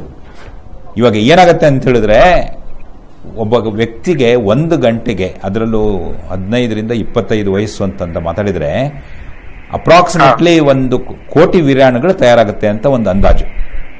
1 ಗಂಟೆನಲ್ಲಿ ಎಷ್ಟು ವೀರ್ಯಾಣು? 1 ಕೋಟಿ ವೀರ್ಯಾಣುಗಳು ತಯಾರಾಗುತ್ತೆ ಅಂತ. ಇವಾಗ ಏನಾಗ್ತದೆ, ಇವಾಗ ನಿಮ್ಗೆ 25 ವಯಸ್ಸು ಅಂತ ಹೇಳಿದ್ರೆ ಆಟೋಮೆಟಿಕಲಿ ದೇಹದಲ್ಲಿ ಸಿಕ್ಕಾಪಟ್ಟೆ ವೀರ್ಯಾಣುಗಳ ತಯಾರಿಕೆ ನಡೀತದೆ. ಅದು ಹೊರಗಡೆ ಹೋಗೋದಕ್ಕೆ ಒಂದಿಲ್ಲ ಒಂದು ದಾರಿ ಇರಬೇಕು. ಇವಾಗ ಒಂದು ಎಕ್ಸಾಂಪಲ್ ಏನಂತ ಹೇಳಿದ್ರೆ, ಇವಾಗ ಅದೇ ನಿಮ್ಮ ತಂದೆ ತಾಯಿಗಳು ಅಥವಾ ದೊಡ್ಡ ಇನ್ನೊಂದು ಬೇರೆ ಒಂದು ಜನರೇಷನ್ ಅಂತ ಲೆಕ್ಕ ಹಾಕ್ತೀವಿ ಅಂತ ಹೇಳಿದ್ರೆ, ಇಷ್ಟೊತ್ತಿಗೆ ಮದುವೆಯಾಗಿ ಮಕ್ಕಳಾಗಿ ಅರ್ಧ ಜೀವನ ಮುಗಿಸೇ ಬಿಡ್ತಾ ಇದ್ರು. ಜ್ಞಾಪಕ ಇದೆಯಾ? ಇವಾಗ ನಿಮ್ಮ ಮನೆಯಲ್ಲಿ ದೊಡ್ಡವ್ರ ವಿಚಾರ ನಾವು ಮಾತಾಡ್ತೀವಿ ಅಂತ ಹೇಳಿದ್ರೆ ಆ ಒಂದು ಸಾಧ್ಯತೆ ತುಂಬಾ ಜಾಸ್ತಿ ಇತ್ತು. ಇಲ್ಲಿ ಹಲವಾರು ಕಾರಣಗಳಿಂದ ಈ ಮದುವೆ ಅನ್ನೋ ಅಂಶ ಪೋಸ್ಟ್ಪೋನ್ ಆಗ್ತಾ ಹೋಗಿರ್ತದೆ. ಮತ್ತು ಆಟೋಮೆಟಿಕಲಿ ಇದು ದೇಹದಲ್ಲಿ ಏನ್ ಚೇಂಜಸ್ ಆಗ್ತಾ ಇದೆ, ಏನ್ ತಯಾರಾಗ್ತಾ ಇದೆ, ಅದ್ರಲ್ಲಿ ವ್ಯತ್ಯಾಸ ಆಗಲ್ಲ. ಸೊ ಧಾತು ಚೀಲದ ಭರ್ತಿ ಇರ್ತದೆ. ನೀವು ಇಷ್ಟಪಡ್ಲಿ ಪಡದೇ ಇರಲಿ, ಬೇಕಾದಷ್ಟು ಕಾರಣಗಳಿಂದ ಧಾತು ಹೊರಗಡೆ ಬರಲೇಬೇಕಾಗತ್ತೆ. ಇವಾಗ ಒಂದು ಎಕ್ಸಾಂಪಲ್ ಹೇಳೋದಾದ್ರೆ, ಜೋರಾಗಿ ಕೆಮ್ಮಿದ್ರೆ ಧಾತು ಹೊರಗಡೆ ಬರ್ಬೋದು, ನಿದ್ದೆನಲ್ಲಿ ಒಂದು ಕನಸು ಬಿದ್ದರೆ ಹೊರಗಡೆ ಬರ್ಬೋದು, ನೀವು ಮಲ ವಿಸರ್ಜನೆಗೆ ಹೋದಾಗ ಸ್ವಲ್ಪ ತಿನ್ಕೋದ್ರಿಂದ ವಿಸರ್ಜನೆ ಆಗ್ಬೋದು, ಅಥವಾ ಹೀಗೆ ಬೇಕಾದಷ್ಟು ಬೇರೆ ಬೇರೆ ಕಾರಣಗಳಿಲ್ಲ. ಅದರಲ್ಲೂ ಇವಾಗ ನೀವು ಗರ್ಲ್ ಫ್ರೆಂಡ್ ಅಂತ ಹೇಳಿದ್ರಲ್ವಾ, ಅಥವಾ ಬೇರೆ ಒಂದು ಯಾವುದೇ ಒಂದು ಸ್ತ್ರೀ ಅಂದ್ರೇನು ಉದ್ರೇಕವಾಗುಂಟಾಗೋದಕ್ಕೆ ಯಾವುದೇ ಒಂದು ಅವಕಾಶ ಇದೆ ಅಂತ ಹೇಳಿದಾಗ ಬಹಳ ಶೀಘ್ರವಾಗಿ ಸ್ಖಲನ ಆಗುವಂತ ಚಾನ್ಸಸ್ ತುಂಬಾ ಜಾಸ್ತಿ. ನೀವು ತಿಳ್ಕೊಬೇಕಾಗಿರೋದೇನು ಅಂದ್ರೆ, ದಿವಸಕ್ಕೆ ಇವನ್ 10 ಸಾರಿ ಸ್ಖಲನ ಆದ್ರೂ ಸಹ ಅದರಿಂದ ಯಾವುದೇ ಒಂದು ತೊಂದರೆ ಇಲ್ಲ. ನೀವು ವಾರದಲ್ಲಿ 2 ಸಾರಿ ಆಗುತ್ತೆ ಅಂತ ಹೇಳಿದ್ರಿ, ಅದರಲ್ಲಿ ಏನೋ ತೊಂದರೆ ಆಗ್ಬಿಡುತ್ತೆ, ಎಂಥದೋ ಆಗುತ್ತೆ, ಇಂಥವೆಲ್ಲ ಭಾವನೆಗಳು ಅವಕಾಶ ಬೇಕಾಗಿಲ್ಲ. ತುಂಬಾ ಜನರಿಗೆ ಏನಾಗ್ತದೆ, ಈ ಸ್ಖಲನ ದೃಷ್ಟಿಯಿಂದ ಲೈಂಗಿಕವಾಗಿ ಉದ್ರೇಕಗೊಂಡಾಗ ಈ ಹಸ್ತಮೈಥುನ ಇಂಥವೆಲ್ಲ ಬೇಕಾದಷ್ಟು ಕೆಲವೊಂದು ಅಭ್ಯಾಸಗಳಿರ್ತದೆ. ನಾನು ಅದು ಪ್ರಶ್ನೆ ಕೇಳಿದ್ದು ಅದು ಒಳ್ಳೇದು ಕೆಟ್ಟದು ಅನ್ನೋ ದೃಷ್ಟಿಯಿಂದ ಇಲ್ಲ. ಹಸ್ತಮೈಥುನ ಯಾವುದೇ ಒಂದು ರೀತಿಯಿಂದ ಕೆಟ್ಟದು ಅನ್ನೋ ಒಂದು ಪ್ರಶ್ನೆಗಳು ಬರೋದಿಲ್ಲ. ಆದ್ರೆ ಜನರಲ್ಲಿ ಹಾಗೆ ಮಾಡ್ಕೊಳ್ಳೋದ್ರಿಂದ ತೊಂದರೆ ಆಗ್ಬಿಡುತ್ತೆ, ನಿಶಕ್ತಿ ಆಗುತ್ತೆ, ಅದು ಇದು ಬೇಕಾದಷ್ಟು ಬೇರೆ ಬೇರೆ ರೀತಿಯ ತಪ್ಪು ತಿಳುವಳಿಕೆಗಳಿದೆ. ನೀವು ಗಮನದಲ್ಲಿ ಬೇಕಾದ ಒಂದೇ ಅಂಶ ಏನಪ್ಪಾ ಅಂತ ಹೇಳಿದ್ರೆ, ಅದು ವಾರದಲ್ಲಿ 2 ಸಾರಿ ಆಯಿತು, 4 ಸಾರಿ ಆಯಿತು, ಅದರಿಂದ ನಿಮ್ಗೆ ಯಾವುದೇ ಒಂದು ರೀತಿಯ ತೊಂದರೆನೂ ಇಲ್ಲ. ಮದುವೆಗಿಂತಲೂ ಮುಂಚೆ ಅದು ಎಕ್ಸ್ಟ್ರೀಮ್ಲಿ ಕಾಮನ್. ಅದು ಲೈಂಗಿಕ ಕ್ರಿಯೆ ಪ್ರಾರಂಭ ಆಗಿದೆ ಅಂತ ಹೇಳಿದಾಗ ಅದು ಅಷ್ಟು ಶೀಘ್ರವಾಗಿ ಸ್ಖಲನ ಆಗುವಂತ ಚಾನ್ಸಸ್ ಕಡಿಮೆ ಇರ್ತದೆ. ನೀವು ಧೈರ್ಯವಾಗಿ ಸಮಾಧಾನವಾಗಿ ಇರಬೇಕು ಅಂತಷ್ಟೇ. ಕಮ್ಮಿ ಆಗುತ್ತೆ ಸರ್ ಅದು? ಅಲ್ಲ, ಕಡಿಮೆ ಆಗಬೇಕು ಅವಶ್ಯಕತೆ ಇಲ್ಲ. ಇವಾಗ ಮದುವೆ ನಂತರ ಇವಾಗ ಮನೆಯವ್ರ ಜೊತೆಗೆ ಸೇರ್ತಾ ಇದ್ದೀರಿ ಅಂತ ಅನ್ಕೊಳ್ಳಿ, ಅವಾಗ ಅಲ್ಲಿ ಸಾಮಾನ್ಯವಾಗಿ ಹೋಗ್ತಾ ಇದೆ ಅಂತ ಹೇಳಿದಾಗ ಅದಾಗೆ ಸ್ಖಲನ ಆಗುವಂತ ಚಾನ್ಸಸ್ ಕಡಿಮೆ ಇರ್ತದಲ್ಲ. ಲೈಂಗಿಕ ಕ್ರಿಯೆನಲ್ಲಿ ಸ್ಖಲನ ಆಯಿತು ಅಥವಾ ವಿನಾಕಾರಣ ಅದಾಗೆ ಸ್ಖಲನ ಆಯಿತು, ಅದ್ರಲ್ಲಿ ಯಾವುದೇ ವ್ಯತ್ಯಾಸ ಇಲ್ಲ. ನಿಮ್ಗೆ ಅದರಿಂದ ಯಾವುದು ಬದಲಾವಣೆ ಆಗಲ್ಲ. ಅದಾಗೆ ಆಗುತ್ತೆ ಸರ್? ಆಗ್ಬೋದು, ಏನು ತೊಂದರೆ ಇಲ್ವಲ್ಲ. ಅದನ್ನ ತಡಿಬೇಕು ಅಂತ ಹೇಳಿದ್ರೆ ನಿಮ್ಮ ದೇಹದ ಸ್ಥಿತಿಯನ್ನು ಬದಲಾವಣೆ ಮಾಡ್ಬೇಕಾಗ್ತದೆ. ಅಂದ್ರೇನೋ, ಇವಾಗ ಸ್ಖಲನ ಆಗದಿರೋ ಹಂಗೆ ಮಾಡೋದಕ್ಕೆ ಬೇಕಾದಷ್ಟು ಮೆಥಡ್ಸ್ ಇದೆ. ಬಟ್ ನೀವು ನಂತರ ಮದುವೆ ಆಗಬೇಕು, ಮಕ್ಕಳಾಗಬೇಕು, ಸಂಸಾರ ಮಾಡಬೇಕು, ಇದೆಲ್ಲ ಅದಕ್ಕೆಲ್ಲ ತೊಂದರೆ ಆಗತ್ತಲ್ಲ. ಅದರಿಂದ ಪ್ರಯತ್ನಗಳು ಮಾಡಬೇಕಾದ ಅವಶ್ಯಕತೆ ಇಲ್ಲ. ಅರ್ಥ ಆಯ್ತಾ ಹೇಳಿದ್ದು? ಸರ್ ನಾ ಹೇಳಿದ್ ನಿಮ್ಗೆ ಕೇಳಿಸ್ತಾ ಸರಿ ಹೋಗಿ ಅರ್ಥ ಆಯ್ತಾ ಅಂತ? ಹೌದು ಆಯ್ತು ಸರ್. ಸೊ ಸ್ಖಲನ ಆಗೋದ್ರಿಂದ ನಿಮ್ಗೇನು ತೊಂದರೆ ಆಗೋದಿಲ್ಲ. ಅದು ತಪ್ಪು ಕೆಟ್ಟದು ಅಥವಾ ಅದರಿಂದ ಏನಾದ್ರೂ ಆಗ್ಬೋದು ಅನ್ನೋ ಒಂದು ಭಾವನೆ ನಿಮ್ಮ ಮನಸ್ಸಲ್ಲಿದ್ರೆ ಅದರಿಂದ ಹೊರಗಡೆ ಬರ್ಬೇಕಷ್ಟೇ. ಅದರಿಂದ ಯಾವ್ದು ತೊಂದರೆ ಆಗೋದಿಲ್ಲ. Okay sir. Okay Afroz, thank you ಕರೆ ಮಾಡಿದ್ಕೆ. ಎಸ್ ಡಾಕ್ಟರ್, ಇನ್ನ ವೀರ್ಯಾಣು ಸಂಖ್ಯೆ ಬಗ್ಗೆ ನಾವು ಮಾತನಾಡಿದ್ವಿ. ಕ್ವಾಲಿಟಿ ಬಗ್ಗೆ ಅಂದ್ರೆ ಹೇಗೆ ಕ್ವಾಲಿಟಿ? ಫಸ್ಟ್ ನಂಬರ್ ಬಗ್ಗೆ ಇನ್ನು ಅರ್ಧಕ್ಕೆ ನಿಲ್ಸಿಲ್ಲ ನಾವು. 30ರಿಂದ 60 ಅಂತ ಹೇಳಿದ್ರೆ ಫಲವಂತಿಕೆ ಸ್ವಲ್ಪ ಮಟ್ಟಿಗೆ ಕಡಿಮೆ ಅಂತ ಆಗ್ಬಹುದು.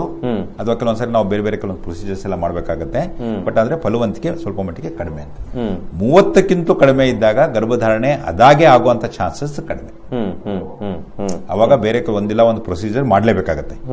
ನಾವು ಇವಾಗ ಒಂದು ಗರ್ಭಧಾರಣೆಗೆ ಬೇಕಾಗಿರೋದು ಒಂದೇ ಒಂದು ವೀರ್ಯಾಣು.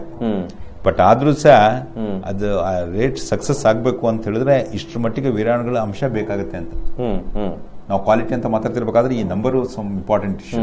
ತುಂಬಾ ಕಡಿಮೆ ಇತ್ತು ಅಂತ ಹೇಳಿದ್ರೆ ಅದರಿಂದ ತೊಂದರೆ ಆಗ್ಬೋದು ಅಂದ್ರೇನು ಗರ್ಭಧಾರಣೆ ಚಾನ್ಸಸ್ ಅಷ್ಟರ ಮಟ್ಟಿಗೆ ಕಡಿಮೆ ಇರ್ತದೆ ಅಂತ. ಕ್ವಾಲಿಟಿ ಅಂತ ಏನ್ ಮಾತಾಡ್ತಿದೀವಿ, ಇನ್ನೂ ಕೆಲವೊಂದು ಅಂಶಗಳು ಸೇಫರ್ ಅಂಗಲ್ಲಿ ಇವಾಗ ಒಂದು ನಂಬರ್ ಎಲ್ಲ ಕರೆಕ್ಟ್ ಇರ್ಬೋದು, ನಂಬರ್ ಕರೆಕ್ಟ್ ಇದೆ ಅಂತ ಹೇಳಿದ ತಕ್ಷಣ ಗರ್ಭಧಾರಣೆ ಆಗ್ತದೆ ಅಂತ ಹೇಳಕ್ ಬರಲ್ಲ. ಇವಾಗ ಏನಾಗ್ತದೆ, ಇವಾಗ ನಾವು ಸ್ವಲ್ಪ ಹೊತ್ತು ಮುಂಚೆ ಹೇಳಿದಾಗೇನೆ ವೀರ್ಯಾಣುಗೂ ಒಂದು ತಲೆ ಇದೆ, ಒಂದು ಮಿಡ್ಲ್ ಭಾಗ, ಒಂದು ಬಾಡಿ ಅಂತ ಇರ್ತದೆ, ಮತ್ತೆ ನಂತರ ಟೈಲ್ ಅಂತ ಇರ್ತದೆ. ಆ ಮುಂದಿನ ಭಾಗ ಅದ ಟ್ಯಾಕ್ರೋಸೋಮ್ ಇರುವಂತ ಜಾಗ ಏನಿದೆ ಅದ್ರದ್ದು ಶೇಪು ಆಮೇಲೆ ಎಲ್ಲ ಕರೆಕ್ಟ್ ಆಗಿದ್ರೇನೆ ಅದು ಮೂವ್ಮೆಂಟ್ಗೆಲ್ಲ ಈಸಿ. ಇವಾಗ ನಾವು ಹೊಸ ಕಾರ್ಗಳು ನೋಡಿ, ಹೊಸ ಕಾರ್ ಅಂದ್ರೆ ಏರೋಡೈನಮಿಕ್ ಅಂತ ಮಾತಾಡ್ತೀವಿ, ಅಂದ್ರೇನು ಆ ಏರ್ನ ಬೇದಿಸ್ಕೊಂಡು ಮುಂದೆ ಹೋಗೋದಕ್ಕೆ ಅದಕ್ಕೆ ಇನ್ನು ಈಸಿ ಅಂತ. ಹಾಗಿಲ್ದೆ ಹೋದ್ರೆ ಈ ವೀರ್ಯಾಣು ಏನಾಗ್ತದೆ ಅಂತ ಹೇಳಿದ್ರೆ ಅದ್ರದ್ದು ಮೂವ್ಮೆಂಟ್ ಸಿಕ್ಕಾಪಟ್ಟೆ ಬ್ಲಾಕ್ ಆಗೋಗುತ್ತೆ. ಫ್ಲಾಟ್ ಆಗಿತ್ತು, ಡಿವೈಡ್ ಆಗಿತ್ತು, ಅಥವಾ ಚೊಟಾಪಟ ಇತ್ತು, ರಿಸಲ್ಟ್ ಆತರ ಇರಲ್ಲ ಅಂತ. ಒಂದು ಕರೆ ಇದೆ ನೋಡೋಣ ಡಾಕ್ಟ್ರೆ. ಹಲೋ ಹಲೋ ಹಲೋ, ನಮಸ್ತೆ. ಅಂತ ಮಾತಾಡ್ತಾರೆ. ಮಾತನಾಡಿ, ತಮ್ಮ ಪ್ರಶ್ನೆ ಕೇಳಿ. ಡಾಕ್ಟರ್ ಸತ್ಯನಾರಾಯಣ ರಾವ್ ಇದ್ದಾರೆ, ಮಾತಾಡಿ ಸರ್.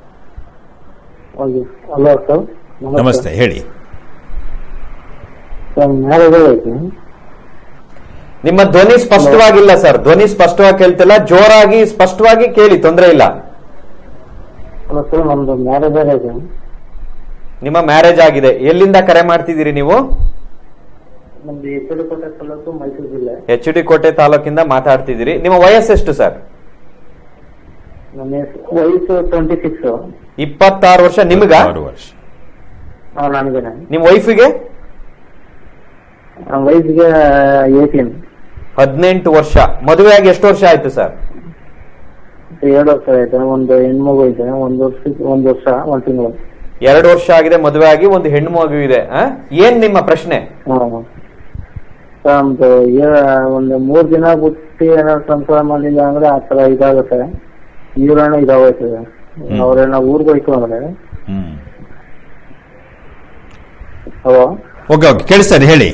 ಅವರು ಊರಿಗೆ ಹೋದ್ರೆ ಅಥವಾ 3 ದಿವಸ ಪ್ರಯತ್ನ ಮಾಡಲಿಲ್ಲ ಅಂತಾರೆ, ಅದು ಸ್ಖಲನ ಆಗತ್ತೆ ಅಂತ. ಹಲೋ, ಹೇಳಿ, ಕೇಳಿಸ್ತಾ ಇದೆ. ಅವ್ರೇನಾದ್ರು ಮನೆ ಹೋಯ್ತು ಅಂದ್ರೆ 2 ದಿನ 3 ದಿನ, ಒಂದು 3 ದಿನ ಇದಾಯ್ತು ಸಂಸಾರ ಮಾಡಲಿಲ್ಲ ಅಂದ್ರೆ ಆತರ ವೀರ್ಯಾಣು ಇದಾಗುತ್ತೆ. ಏನ್ ಪ್ರಾಬ್ಲಮ್ ಸರ್? ಅದೇನು ಪ್ರಾಬ್ಲಮ್ ಅಲ್ವಲ್ಲ, ಅದು ಸಾಮಾನ್ಯ. ಅದು ಇದು ನಮ್ಮ ಯಾವುದೇ ಒಬ್ಬ ವ್ಯಕ್ತಿ ದೇಹಕ್ಕೆ ಮತ್ತು ಮನಸ್ಸಿಗೆ ಒಂದು ನೇರವಾದ ಸಂಬಂಧ ಉಂಟು. ಆದರೆ ಇದ್ರಲ್ಲಿ ಏನು ಇಂಪಾರ್ಟೆಂಟ್ ಏನು ಅಂತ ಹೇಳಿದ್ರೆ, ನಿಮ್ಮ ಮನೆಯವರು ಊರಲ್ಲಿ ಇಲ್ಲ ಅಂತ ಆಗ್ತಿರುವಂಥ ಬದಲಾವಣೆಗಳು ಯಾವುದು ಸ್ಟಾಪ್ ಆಗಲ್ವಲ್ಲ. ಅದರಿಂದ ಏನಾಗುತ್ತೆ ಅಂತ ಹೇಳಿದ್ರೆ, ಯಾವುದೇ ಒಂದು ಭಾವನೆಗಳಾಯಿತು, ಉದ್ರೇಕ ಆಯಿತು, ಅಥವಾ ಪರಿಸ್ಥಿತಿಗೆ ಸಂಬಂಧಪಟ್ಟ ಹಾಗೆ ಉದ್ರೇಕದಿಂದ ಏನಾಗ್ತದೆ, ಸ್ಖಲನ ಆಗೋದು ತುಂಬ ಸಾಮಾನ್ಯ. ಅದು ಲೈಂಗಿಕ ಕ್ರಿಯೆ ಮಾಡೋ ಸಮಯದಲ್ಲಿ ಆಗ್ಬೋದು, ಅಥವಾ ಆ ಥರ ಪರಿಸ್ಥಿತಿ ಇಲ್ಲದೆ ಇರೋ ಟೈಮಲ್ಲೂ ಅದು ಆಗ್ಬೋದು. ಅದರಿಂದ ಯಾವುದೇ ಒಂದು ರೀತಿಯ ತೊಂದರೆನೂ ಇಲ್ಲ. ಇದು ಪ್ರಾಬ್ಲಮ್ ಅಂತ ಲೆಕ್ಕಕ್ಕೆ ತಗೋಬಾರ್ದು. ಇದು ಆಕ್ಚುಲಿ ನನಗೆ ಕಾರ್ಯಕ್ರಮದ ತುಂಬ ಸಂತೋಷ ವಿಚಾರ ಏನು ಗೊತ್ತಾ, ಇದು ತುಂಬ ಜನರಲ್ಲಿ ಈ ಥರ ತಪ್ಪು ತಿಳುವಳಿಕೆಗಳು ತುಂಬ ಜಾಸ್ತಿ ಇರುತ್ತೆ. ಇದು ಎಲ್ಲಿ ಆನ್ಸರ್ ಪಡ್ಕೋಬೇಕು, ಇದನ್ನೆಲ್ಲ ಹೇಗೆ ಸರಿ ಮಾಡ್ಕೊಳ್ಬೇಕು, ನನಗೇನೋ ಒಂದು ದೊಡ್ಡ ಕಾಯಿಲೆ ಇದೆ. ಇವಾಗ ನಮ್ಮ ದೇಶದಲ್ಲಿ ಜನರಲ್ಲಿ ಏನಪ್ಪ ಅಂತ ಹೇಳಿದ್ರೆ, ಸ್ಖಲನ ಆಗಿಬಿಟ್ರೆ ಅದರಿಂದ ತುಂಬ ತೊಂದರೆ ಆಗುತ್ತೆ ಅಂತ. ಏನೇ ಸ್ಖಲನ ಆದರೂ ಲೈಂಗಿಕ ಕ್ರಿಯೆ ಟೈಮಲ್ಲೇ ಆಗಬೇಕು ಅಂತ. 3 ಸ್ಖಲನದಿಂದ ಬೇಕಾದಷ್ಟು ಬೇರೆ ಬೇರೆ ರೀತಿಯ ಕಾಯಿಲೆಗಳು, ತೊಂದರೆಗಳು ಅಂತ ಬಿಟ್ಟು ನಾವು ನೋಡ್ಕೊಳ್ಳೋಂಥ ಚಾನ್ಸಸ್ ತುಂಬ ಜಾಸ್ತಿ. ಅದರಲ್ಲಿ ಯಾವುದೇ ಒಂದು ನಿಜಾಂಶನೂ ಇಲ್ಲ. ವೈಜ್ಞಾನಿಕವಾಗಿ ಗೊತ್ತಾಗಿರೋದೇನಪ್ಪ ಅಂತ ಹೇಳಿದ್ರೆ, ಯಾವುದೇ ಒಬ್ಬ ವ್ಯಕ್ತಿಗೆ ಸ್ಖಲನ ಆಗೋದು ತುಂಬ ಸಾಮಾನ್ಯ. ಲೈಂಗಿಕ ಕ್ರಿಯೆ ಸಮಯದಲ್ಲಿ ಆಗ್ಬೋದು ಅಥವಾ ಬೇರೆ ಸಮಯದಲ್ಲಿ ಆಗ್ಬೋದು. ಅದು ಯಾವುದೇ ಒಂದು ರೀತಿಯ ತೊಂದರೆ ಅನ್ನೋ ಒಂದು ಅಂಶ ಬರೋದಿಲ್ಲ ಇಲ್ಲಿ. ಯಾವುದೇ ಕಾಯಿಲೆಗಳು, ಯಾವುದೇ ತೊಂದರೆ ಇಲ್ಲ. ಇದು ಕಾಯಿಲೆ ಏನೂ ಅಲ್ಲ, ಅದು ತೊಂದರೆನೂ ಅಲ್ಲ. ಅದರಿಂದ ಆತಂಕ ಪಡೋ ತೊಂದರೆ ಅದು. ಇವಾಗೇನೋ ನನಗೇನೋ ಆಗ್ಬಿಡ್ತದೆ ಅಂತ ಹೇಳಕ್ಕೆ ನಿಮ್ಮ ಮನಸ್ಸಿಗೆ ಗಜಿಬಿಜಿ ಆಗುವಂತ ಚಾನ್ಸಸ್ ಇರುತ್ತಲ್ವಾ. ಆ ರೀತಿ ಅನುಮಾನ ಪಡಬೇಕಾದಂತ ಅಥವಾ ಆತಂಕ ಪಡಬೇಕಾದಂತ ಅವಶ್ಯಕತೆ ಇಲ್ಲ ಅಂತ. ಇಲ್ಲ, ಬೇರೆ ಯಾವುದು ಕಾಯಿಲೆ ಪ್ರಶ್ನೆ ಬರೋದಿಲ್ಲ ನೀವು ಹೇಳ್ತಿರೋ ವಿಚಾರಕ್ಕೆ ಸಂಬಂಧಪಟ್ಟ ಹಾಗೆ. ಓಕೆ, ಥ್ಯಾಂಕ್ ಯು ಇವರೇ ಕರೆ ಮಾಡಿದ್ದಕ್ಕಾಗಿ. ಎಸ್ ಡಾಕ್ಟರ್, ಇನ್ನ ಸೊ ಕ್ವಾಲಿಟಿ ಅಂತ ನಾವು ಮಾತಾಡ್ತೀವಲ್ವಾ. ಸೊ ವೀರ್ಯಾಣು ಅದು ತಲೆ ಅಂತ ನಾವೇನು ಮಾತಾಡ್ತೀವಿ, ಅದ್ರದ್ದು ಶೇಪು ಇವೆಲ್ಲ ತುಂಬ ಇಂಪಾರ್ಟೆಂಟ್. ಕೆಲವೊಂದ್ಸರಿ ಇವಾಗ 2 ತಲೆ, ಇವಾಗ ಸೆವರಾಗ್ನಾವಲ್ಲಿ ಇವಾಗ ಹೆಂಗಸರಿಗೆ ಕೂದಲು ಕೊನೆ 2 ಆಗಿರುತ್ತೆ ಅಂತ ಅಂದ್ರೆ ಅದು ವೀಕ್. ಅದು ನಾವೇನು ಮಾತಾಡ್ತೀವಲ್ವಾ, ಪ್ರಿಸೈಲಿ ಸೇಮ್ ವೀರ್ಯಾಣು ಸೀಳು ಕೂದಲು ಇರ್ತದಲ್ಲ, ಹಾಗೆ ಇದು ಸೀಳು ವೀರ್ಯಾಣು. ಒಂದು ಬಾಡಿನಲ್ಲಿ ಬೇಕಾದಷ್ಟು ಕೆಲವೊಂದು ಅಂಶಗಳು, ಅಲ್ಲಿ ಕೆಲವೊಂದು ತೊಂದರೆಗಳಿರ್ಬೋದು. ಹಾಗೆ ಈ ಟೈಲ್ ಅಂತ ಹೇಳ್ತೀವಲ್ವಾ, ಈ ವೀರಾಣುಗೆ ಮುಂದ್ಗಡೆ ಮೂವ್ಮೆಂಟ್ಗೆ ಬೇಕಾಗಿರೋದು ಇದು ಟೈಲ್. ಇವಾಗ ಹೆಂಗೆ ಹಾವು ಇವಾಗ ಮೂವ್ಮೆಂಟ್ಸ್ಗೆ ಅಂತ ಹೆಂಗೆ ಅದು ರಿದಮಿಕ್ ಮೂವ್ಮೆಂಟ್ಸ್ ಇದಾಗುತ್ತೋ, ಮುಂದೆ ಹೋಗೋದಕ್ಕೆ ಅದು ಅವಕಾಶ ಆಗುತ್ತೋ, ಮೀನಿಗೆ ಹೇಗೆ ಅದಕ್ಕೆ ಅವಕಾಶ ಆಗುತ್ತೋ, ಹಾಗೇನೆ ವೀರಾಣುಗೂ ಇದು ಬಹಳ ಮುಖ್ಯ. ಇದು ಆ ಟೈಲ್ ನಲ್ಲಿ ಕೆಲವೊಂದು ವ್ಯತ್ಯಾಸಗಳಿರ್ಬೋದು. ಈ ಎಲ್ಲ ಅಂಶಗಳು ಒಂದು. ಹಾಗೇನೆ ಅದರ ಸುತ್ತಮುತ್ತ ಇವಾಗ ಏನದು ಫ್ಲೂಯಿಡ್ ಅಲ್ಲಿ ಇರ್ತದೆ, ಅದರಲ್ಲಿ ಕೆಲವೊಂದು ಥಿಕ್ನೆಸ್, ಫ್ಲೂಯಿಡಿಟಿ ಅಂತ ನಾವೇನು ಮಾತಾಡ್ತೀವಿ, ಅಲ್ಲಿ ಕೆಲವೊಂದು ವ್ಯತ್ಯಾಸಗಳು, ಹೀಗೆ ಕೆಲವೊಂದು ತೊಂದರೆಗಳಲ್ಲಿ ಸಾಮಾನ್ಯವಾಗಿರುತ್ತೆ. ಸೊ ಕ್ವಾಲಿಟಿ ಕರೆಕ್ಟ್ ಆಗಿರ್ಬೇಕು, ಕೌಂಟ್ ಕರೆಕ್ಟ್ ಆಗಿರ್ಬೇಕು, ಹಾಗೇನೆ ಅದರ ವಾತಾವರಣ ಸುತ್ತಮುತ್ತ ಇವಾಗ ಧಾತುಕ್ಕೆ ಸಂಬಂಧಪಟ್ಟಾಗೆ ಈ ಬೇರೆ ಅಂಶಗಳಲ್ಲಿ ಪರಿಸ್ಥಿತಿ ಸರಿಯಾಗಿರ್ಬೇಕು. ಹಲೋ ಹಲೋ, ನಮಸ್ತೆ. ಎಲ್ಲಿಂದ? ಸರ್ ನನ್ನ ಹೆಸರು ಸಿದ್ದು ಅಂತ. ಸಿದ್ದು, ಎಲ್ಲಿಂದ ಕರೆ ಮಾಡ್ತೀರಿ? ಸಿದ್ದರಾಮಯ್ಯ ಸರ್. ನೋಡಿ, ದಯವಿಟ್ಟು ಟಿವಿ ವಾಲ್ಯೂಮ್ ನ ಆಫ್ ಮಾಡ್ಬಿಟ್ಟು ಫೋನಲ್ಲಿ ಮಾತಾಡಿ. ಸಿದ್ದು, ಕಡಿಮೆ ಮಾಡಿದ್ರಿ ಸರ್? ಕಡಿಮೆ ಅಲ್ಲ, ಪೂರ್ತಿ ನೀವು ಸೌಂಡ್ ಅನ್ನೇ ಮ್ಯೂಟ್ ಮಾಡಬೇಕು. ಮಾಡಿದ್ದೀನಿ ಸರ್. ಎಸ್, ಈಗ ನಿಮ್ಮ ಪ್ರಶ್ನೆ ಕೇಳಿ. ಡಾಕ್ಟರ್ ಸತ್ಯನಾರಾಯಣ ರಾವ್ ಇದ್ದಾರೆ. ಫಸ್ಟ್ ನಿಮ್ಮ ಎಲ್ಲಿಂದ ಕರೆ ಮಾಡ್ತೀರಿ ಅಂದ್ರೆ NR ಮೂಲದಿಂದನಾ? ಸಿದ್ದರಾಮಯ್ಯ ಸರ್. ಸಿದ್ದರಾಮನ ಹುಂಡಿಯಿಂದ ಮಾಡ್ತಾ ಇದ್ರಿ. ನಿಮ್ಮ ವಯಸ್ಸು? ವಯಸ್ಸು 26 ಸರ್. 26. ಮದುವೆ ಆಗಿದೆಯಾ? ಮದುವೆ ಆಗಿದೆ ಸರ್. 2 ವರ್ಷ ಆಗಿದೆ, ಮಕ್ಕಳಿಲ್ಲ. 2 ವರ್ಷ ಆಗಿದೆ, ಮಕ್ಕಳಿಲ್ಲ. ನಿಮ್ಮ ವೈಫ್ಗೆ ಏಜ್ ಎಷ್ಟು? ಸರ್ ಏಜ್ ಮಿಸ್ಸಸ್ಗೆ 18. 18 ವರ್ಷ. ನಿಮ್ಗೆ 26 ವರ್ಷ, 2 ವರ್ಷ ಆಗಿದೆ, ಮಕ್ಕಳಿಲ್ಲ. ಹೌದು ಸರ್. ಈಗ ನಿಮ್ಮ ಪ್ರಶ್ನೆ ಏನು? ಮಕ್ಕಳು ಆಗ್ಬೇಕು ಅನ್ನೋದ್ರ ಬಗ್ಗೆ ಪ್ರಶ್ನೆನಾ? ಹೌದು sir. Okay, doctor Satyanarayana Rao ಇದರ ಉತ್ತರ ಕೊಡ್ತಾರೆ. ನೀವು ಯಾವ್ದಾದ್ರು ಡಾಕ್ಟರ್ನ ಆಗ್ಲೇ ಕಂಡಿದ್ದೀರಾ ಅಥವಾ ಯಾರಿಗೂ ಇನ್ನು ತೋರಿಸಿಲ್ವಾ? ಬೇರೆ ಡಾಕ್ಟರ್ನ ಆಗ್ಲೇ ನೀವು ಭೇಟಿ ಮಾಡಿದಿರಿ, ಮಾಡಿಲ್ವಾ? ಕರೆ ಕಟ್ ಆಯ್ತು ನನ್ನ. ಹಲೋ, ಬಹುಶಃ ಕರೆ ಡಿಸ್ಕನೆಕ್ಟ್ ಆಗಿದೆ. ಅವರು ಯಾಕೆಂದ್ರೆ ಗ್ರಾಮೀಣ ಪ್ರದೇಶಗಳಲ್ಲಿ ಟವರ್ ಸ್ವಲ್ಪ ಸಮಸ್ಯೆ. ಬೇರೆ ಪ್ರಶ್ನೆ ಇದೆ. ಹಲೋ ಹಲೋ ಹಲೋ, ಹೇಳಿ, ತಮ್ಮ ಪ್ರಶ್ನೆ ಕೇಳಿ.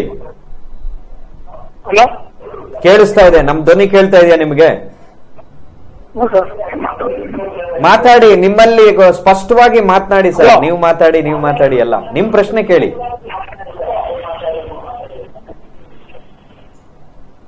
ಹಲೋ, ಹೇಳಿ, ನಿಮ್ಮ ಪ್ರಶ್ನೆ ಏನು? ಮಾತಾಡಿ ಸರ್. ಓಕೆ, ಬಹುಶಃ ಕರೆ ಡಿಸ್ಕನೆಕ್ಟ್ ಆಗಿದೆ ಅನ್ಸುತ್ತೆ, ಅಥವಾ ಅವರಿಗೆ ಮಾತಾಡ್ಲಿಕ್ಕೆ ಮುಜುಗರ ಆಗ್ತಾ ಇದೆ ಅನ್ಸುತ್ತೆ. ಓಕೆ, ಎಸ್ ಡಾಕ್ಟರ್, ಇನ್ನ ಅದಕ್ಕೆ ಅಲ್ಲಿಗೆ ಕ್ಲಿಯರೆನ್ಸ್ ಬಂದ್ವಿ ನಾವು. ಇನ್ನ ತಾವು ಹೇಳಿದ್ರಿ, ಹೆಚ್ಚು ಏಜ್ ಆದ್ಮೇಲೆ ಹೆಂಗಸಿಗೆ ಅಂದ್ರೆ 35 ವರ್ಷ ಆದ್ಮೇಲೆ ಮಕ್ಕಳಾಗುವ ಸಾಧ್ಯತೆಗಳು ಕಡಿಮೆ, ಜೊತೆಗೆ ಆದ್ರೆ ರಿಸ್ಕ್ ಫ್ಯಾಕ್ಟರ್ ಜಾಸ್ತಿ ಇರುತ್ತೆ ಅಂತ ಹೇಳಿದ್ರಿ. ಅಂದ್ರೆ ಈ 35 ವರ್ಷ ಆದ ನಂತರ ಅಂಡಾಣುಗಳ ಉತ್ಪತ್ತಿ ಕಮ್ಮಿ ಆಗ್ತದೆ ಅಂತನಾ, ಹೇಗೆ ಅಂತ? ಏನ್ ಸಮಸ್ಯೆ ಆಗ್ಬಹುದು? ಇಂಪಾರ್ಟೆಂಟ್ ಅಂದ್ರೆ ಅದೊಂದು ದೊಡ್ಡ ವಿಚಾರವೇ ಆಗುತ್ತೆ ಅದು. ಬಟ್ ಬಹಳ ಸಿಂಪಲ್ ಆಗಿ ಈ ಲೆವೆಲ್ ಅಲ್ಲಿ ಹೇಳೋದಾದ್ರೆ, ಇವಾಗ ಒಂದು ಏನಾಗುತ್ತೆ ಅಂತ ಹೇಳಿದ್ರೆ, ಮಗು ಆಗಬೇಕು ಅಂತ ಹೇಳಿದ್ರೆ ಅಲ್ಲಿ 2 ಅಂಶಗಳ ಅವಶ್ಯಕತೆ ಇರುತ್ತೆ. ಇವಾಗ ಒಂದು ಈ DNA ಅನ್ನೋ ಒಂದು ಶಬ್ದವನ್ನ ಕೇಳಿರ್ಬೋದು ನಾನು ಕಾಣುತ್ತೆ. ಈ DNA ಅಂತ ಹೇಳಿದ್ರೆ ಅದಕ್ಕೊಂದು ಕ್ವಾಲಿಟಿ ಅಂತ ಬರುತ್ತೆ, ಹೀಗಿರ್ಬೇಕು ಹಾಗೆ ಅಂತ. ಅದು ಬೇಕಾದಷ್ಟು ಬೇರೆ ಕಾರಣಗಳಿಂದ ಡ್ಯಾಮೇಜ್ ಆಗೋದು ಅವೆಲ್ಲ ಆಗ್ಬೋದು. ಒಂದು ಎಕ್ಸಾಂಪಲ್, ಇವಾಗ ಯಾವುದೋ ಒಂದು ಸ್ತ್ರೀ ಗರ್ಭಧಾರಣೆ ಮಾಡಿದಾಳೆ ಅಂತ ಹೇಳಿದ್ರೆ ಈ ಎಕ್ಸ್ರೇ ತೆಗೆಯೋ ಜಾಗದಲ್ಲಿ ಹೋಗೋದು ಬೇಡ ಅಂತ ಹೇಳಿ ಕೇಳ್ಬೋದು. ಯಾಕಪ್ಪ ಅಂತ ಹೇಳಿದ್ರೆ ಚಾನ್ಸಸ್ ಏನಾಗ್ತದೆ, ಅದು DNA ಬ್ರೇಕ್ ಆಗೋದು, ಡ್ಯಾಮೇಜ್ ಆಗೋದು ಅಂತೆಲ್ಲ ಚಾನ್ಸಸ್ಗಳು ಸಿಕ್ಕಾಪಟ್ಟೆ ಜಾಸ್ತಿ ಇರ್ತದೆ. ಮಗುವಿನ ಬೆಳವಣಿಗೆ ಮೇಲೆ ಕೆಲವೊಂದು ಪರಿಣಾಮಗಳು ಉಂಟು ಮಾಡಬಹುದು ಬೇಕಾದಷ್ಟು ಬೇರೆ ಬೇರೆ ರೀತಿ. ಈ ಮೊಟ್ಟೆ ಅಂತ ಏನು ತಯಾರಾಗುತ್ತೆ ಅದರಲ್ಲಿ ಅದಕ್ಕೆ ಪರ್ಟಿಕ್ಯುಲರ್ ಸ್ಟ್ರಕ್ಚರ್, ಇವಾಗೇನೋ ಗಂಡು ಮತ್ತು ಹೆಣ್ಣು 2 ಕಾಂಬಿನೇಷನ್ ಇಂದ ಕೊನೆ ಏನಾಗುತ್ತೆ. ಒಂದು ಎಕ್ಸಾಂಪಲ್, X ಅಂತ ಆಯ್ತು, Y ಅಂತ ಆಯ್ತು. ಇವಾಗ ಕ್ರೋಮೋಸೋಮ್ಸ್ ಅಂತ ಇರುವಲ್ಲ, ಮನುಷ್ಯರಲ್ಲಿ there are about 46 ಪೇರ್ಸ್ ಇರ್ತದೆ. ದಟ್ ಲಾಸ್ಟ್ 2 ಪೇರ್ಸ್, ಒಂದು ಪೇರ್ ಏನಿದೆ ಅದಕ್ಕೆ X ಅಥವಾ Y ಅಂತ ಬರುತ್ತೆ. ಗಂಡು ಮಗು ಆಗ್ಬೇಕು ಅಂತ ಹೇಳಿದ್ರೆ X ಅಂತ Y ಅಂತ 2 ಕಾಂಬಿನೇಷನ್ ಬೇಕು. ಅದ್ರ ಬಗ್ಗೆ ಮಾತಾಡೋಣ. ಬಹಳ ಪ್ರಮುಖವಾದ ವಿಚಾರ ಹೇಳ್ತಾ ಇದ್ರಿ. ಒಂದು ಕರೆ ಸ್ವೀಕರಿಸಿ ಮಾತನಾಡೋಣ. ಹಲೋ ನಮಸ್ತೆ ಸರ್, ಎಲ್ಲಿಂದ? ಹಲೋ, ಕೇಳಿಸ್ತಾ ಇದೆ? ಎಲ್ಲಿಂದ ಕರೆ ಮಾಡ್ತಿದ್ದೀರಾ? ನಾವು ನಂಜನಗೂಡು. ಎಸ್, ತಮ್ಮ ಪ್ರಶ್ನೆ ಕೇಳಿ ಸರ್. ನಮಗೆ ಮದುವೆಯಾಗಿ 2 ವರ್ಷ ಆಗಿದೆ. ಹೇಳಿ. ಹಲೋ, ಹೇಳಿ, ಕೇಳಿಸ್ತಾ ಇದೆ, ಕೇಳಿ. ಹಲೋ, ನೀವು ಟಿವಿಯಲ್ಲಿ ದಯವಿಟ್ಟು ವ್ಯಾಲ್ಯೂಮ್ ನ ಮ್ಯೂಟ್ ಮಾಡಿ, ದಯವಿಟ್ಟು ಫೋನ್ ಅಲ್ಲಿ ಮಾತಾಡಿ ಸರ್.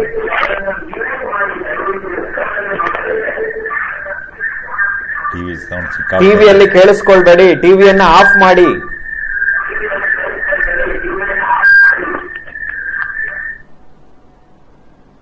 ಎಸ್, ಕೇಳಿ ಸರ್ ಇವಾಗ. ಓಕೆ ವೀಕ್ಷಕರೇ, ನಾವು ಪ್ರತಿ ಬಾರಿ ಕೂಡ ಹೇಳ್ತಾ ಇರ್ತೀವಿ, ನೀವು ಕರೆ ಮಾಡಿದವರು ನಿಮಗೆ ಉತ್ತರ ಬೇಕು ಅಂದ್ರೆ ದಯವಿಟ್ಟು ಟಿವಿಯ ಸೌಂಡ್ ಅನ್ನ ಪೂರ್ತಿ ಆಫ್ ಮಾಡಿ ಮಾತಾಡಿ. ನೀವು ಮಾತಾಡಿದ್ದನ್ನ ನಿಮ್ಮ ಟಿವಿಯಲ್ಲೇ ಕೇಳಿಸ್ಕೊಳ್ಳಿಕ್ಕೆ ಹೋಗಬೇಡಿ, ದಯವಿಟ್ಟು ನಿಮ್ಮ ಫೋನ್ ಅಲ್ಲಿ ಕೇಳಿಸ್ಕೊಳ್ಳಿ, ಉತ್ತರವನ್ನ ಪಡ್ಕೊಳ್ಳಿ. ಆನಂತರ ಕಾರ್ಯಕ್ರಮವನ್ನ ನೋಡಬಹುದು, ಬಟ್ ಆಡಿಯೋ ಸ್ವಲ್ಪ ಸಮಸ್ಯೆ ಆಗ್ತದೆ. ಈಗ ಇನ್ನೊಂದು ಕರೆ ಇದೆ, ನೋಡೋಣ. ಹಲೋ ಹಲೋ ಹಲೋ, ನಮಸ್ತೆ, ಹೇಳಿ ಸರ್, ಎಲ್ಲಿಂದ ಕರೆ ಮಾಡ್ತೀರಾ? ಚಿತ್ರಮಂಗಲಿಂದ ಸಿದ್ದು ಅಂತ ಮಾಡಿದ್ನಲ್ಲ ಹಾ, ಸಿದ್ದು ಮಾಡಿದ್ರೆ ಕರೆ ಕಟ್ಟಾಯ್ತು, ಹೇಳಿ ಸರ್. ಸರ್. ಅದೇ ಸರ್, 2 ವರ್ಷ ಆಗಿದೆ ನಮ್ ಮಿಸ್ಸಸ್ಗೆ. 20 ದಿವಸದಿಂದನೇ ರಜಾ ಮಾಡ್ಬಿಡ್ತಾರೆ, ಹೊರಗಡೆ ಹೋಗ್ತಾರೆ. ಒಂದು ಸಿದ್ದು ಅವರಲ್ಲ, ಈಗ 20 ದಿವಸದ ಮೇಲಾಗಿದೆ ಸರ್. ಸ್ವಲ್ಪ ಇದು ನೋಡಿ, ನಾವು ಸ್ವಲ್ಪ ಹೊತ್ತು ಮುಂಚೆ ಬೇರೆಯವರಿಗೆ ಉತ್ತರ ಕೊಡಬೇಕಾದ್ರೆ ಒಂದು ಅಂಶವನ್ನು ಹೇಳಿದ್ವಿ. ಸ್ತ್ರೀಯರಿಗೆ ಗರ್ಭಕೋಶದ ಬೆಳವಣಿಗೆ, ಮುಟ್ಟು ಮತ್ತು ಇದು ನಾವು ಏನು ಮಾತಾಡ್ತೀವಿ ಅದು ಸೈಕಲ್ಗಳು ಕರೆಕ್ಟಾಗಿ ಸೆಟ್ ಆಗೋದಕ್ಕೆ ಸ್ವಲ್ಪ ಸಮಯ ಬೇಕಾಗುತ್ತೆ. 18 ವರ್ಷ ಈ ಓಟ್ ಗೀಟ್ ಮಾಡೋದಕ್ಕೆ ಒಂದು ಗೌರ್ಮೆಂಟಿಂದ ಮಾಡಿರುವಂಥ ಅವಕಾಶವೇ ಹೊರತು ನಮ್ಮ ದೈಹಿಕ ಬೆಳವಣಿಗೆ ದೃಷ್ಟಿಯಿಂದ ನಾವು ಮಾತಾಡ್ತೀವಿ ಅಂತ ಹೇಳಿದ್ರೆ ಅದು ಸಂಪೂರ್ಣವಾದ ಬೆಳವಣಿಗೆ ಆಗಿರುವಂಥ ವಯಸ್ಸಲ್ಲ ಅದು. ಅಂದ್ರೇನು, ಈ ಮುಟ್ಟಿನ ಸೈಕಲ್ಗಳು ಸೆಟ್ ಆಗೋದಕ್ಕೆ ಇನ್ನೂ ನಿಮ್ಮ ಮನೆಯವರಿಗೆ ನೀವು 18 ವರ್ಷ ಅಂತ ಹೇಳಿದ್ರಿ, 2 ವರ್ಷ ಮುಂಚೆ ಮದುವೆ ಆಗಿದೆ ಅಂತ ಹೇಳಿದ್ರಿ. 16 ವರ್ಷಕ್ಕೆ ಮದುವೆ ಮಾಡಬಾರ್ದು. ಆಕ್ಚುಲಿ ಈಗ ನಾವು ವೈಜ್ಞಾನಿಕವಾಗಿ ಗೊತ್ತಾಗಿರೋದು ಏನಂತ ಹೇಳಿದ್ರೆ 16 ವರ್ಷಕ್ಕೆ ಮದುವೆ ಮಾಡೋದು ಅದೊಂದು ದೊಡ್ಡ ತಪ್ಪದು, ಆಕ್ಚುಲಿ ಮಾಡಬಾರ್ದು ಅಂತಾನೆ ಹೇಳೋದು. ಇವಾಗ ಆಗೋಗಿದೆ, ಬೇರೆ ವಿಚಾರ ಆಯ್ತು. ಇಂಪಾರ್ಟೆಂಟ್ ಏನು, ಅವ್ರ ಸೈಕಲ್ ಇವಾಗ ಜಲ್ದಿ ಆಗುತ್ತೆ, ಇನ್ನೊಂದು ತಿಂಗಳು ಸ್ವಲ್ಪ ಲೇಟ್ ಆಗ್ಬೋದು, ಇವೆಲ್ಲ ಏನಾಗುತ್ತೆ ತುಂಬಾ ಸಂಪೂರ್ಣವಾಗಿ ಅರ್ಥ ಆಗುವಂಥ ವಿಚಾರ. ಯಾಕಪ್ಪ ಅಂತ ಹೇಳಿದ್ರೆ ಅವ್ರ ಸೈಕಲ್ ಏನೋ ಸೆಟ್ ಆಗಬೇಕು. ನೀವು ಜಲ್ದಿ ಮದುವೆ ಆಗ್ಬಿಟ್ಟಿದ್ದೀರಿ ಅನ್ನೋ ದೃಷ್ಟಿಯಿಂದ ಅದು ಆ ರೀತಿ ಆಗಬೇಕು ಅಂತಂದ್ರೆ, ಕರೆಕ್ಟ್ ಆಗಿರ್ಬೇಕು ಅಂತ ಹೇಳಿದ್ರೆ ಹಂಗೆ ಆಗುವಂಥ ಚಾನ್ಸಸ್ ಇಲ್ಲ. ನಿಮ್ಮ ಮನೆಯವರಿಗೆ ಇನ್ನೂ ಒಂದು 2 ವರ್ಷ 3 ವರ್ಷ ಸಮಯ ಕೊಡಬೇಕಾಗುತ್ತೆ. ತುಂಬಾ ಇಂಪಾರ್ಟೆಂಟ್ ಅದು. ಈಗಲೇ ಗಾಬರಿ ಬೀಳ್ಬೇಕಾದ ಅವಶ್ಯಕತೆ, ಯಾಕಂದ್ರೆ ಆ ಸೈಕಲ್ ಸೆಟ್ ಆಗೋದಕ್ಕೆ ಟೈಮ್ ಬೇಕು. ನೀವು ಸ್ವಲ್ಪ ಸಮಾಧಾನ ಆಗಿದ್ಬಿಟ್ರೆ ನಮ್ದು ಮಲಗಿದಾಗ ಬೇಗ ಯೂರಿನ್ ಬಂದ್ಬಿಡುತ್ತೆ. ಅಂದ್ರೆ ಜಲ್ದಿ ಬರುತ್ತೆ ಅಂತ ಹೇಳಿದ್ರೆ ಅದೊಂದು ಬೇರೆ ವಿಚಾರನೇ ಆಗೋಯ್ತು.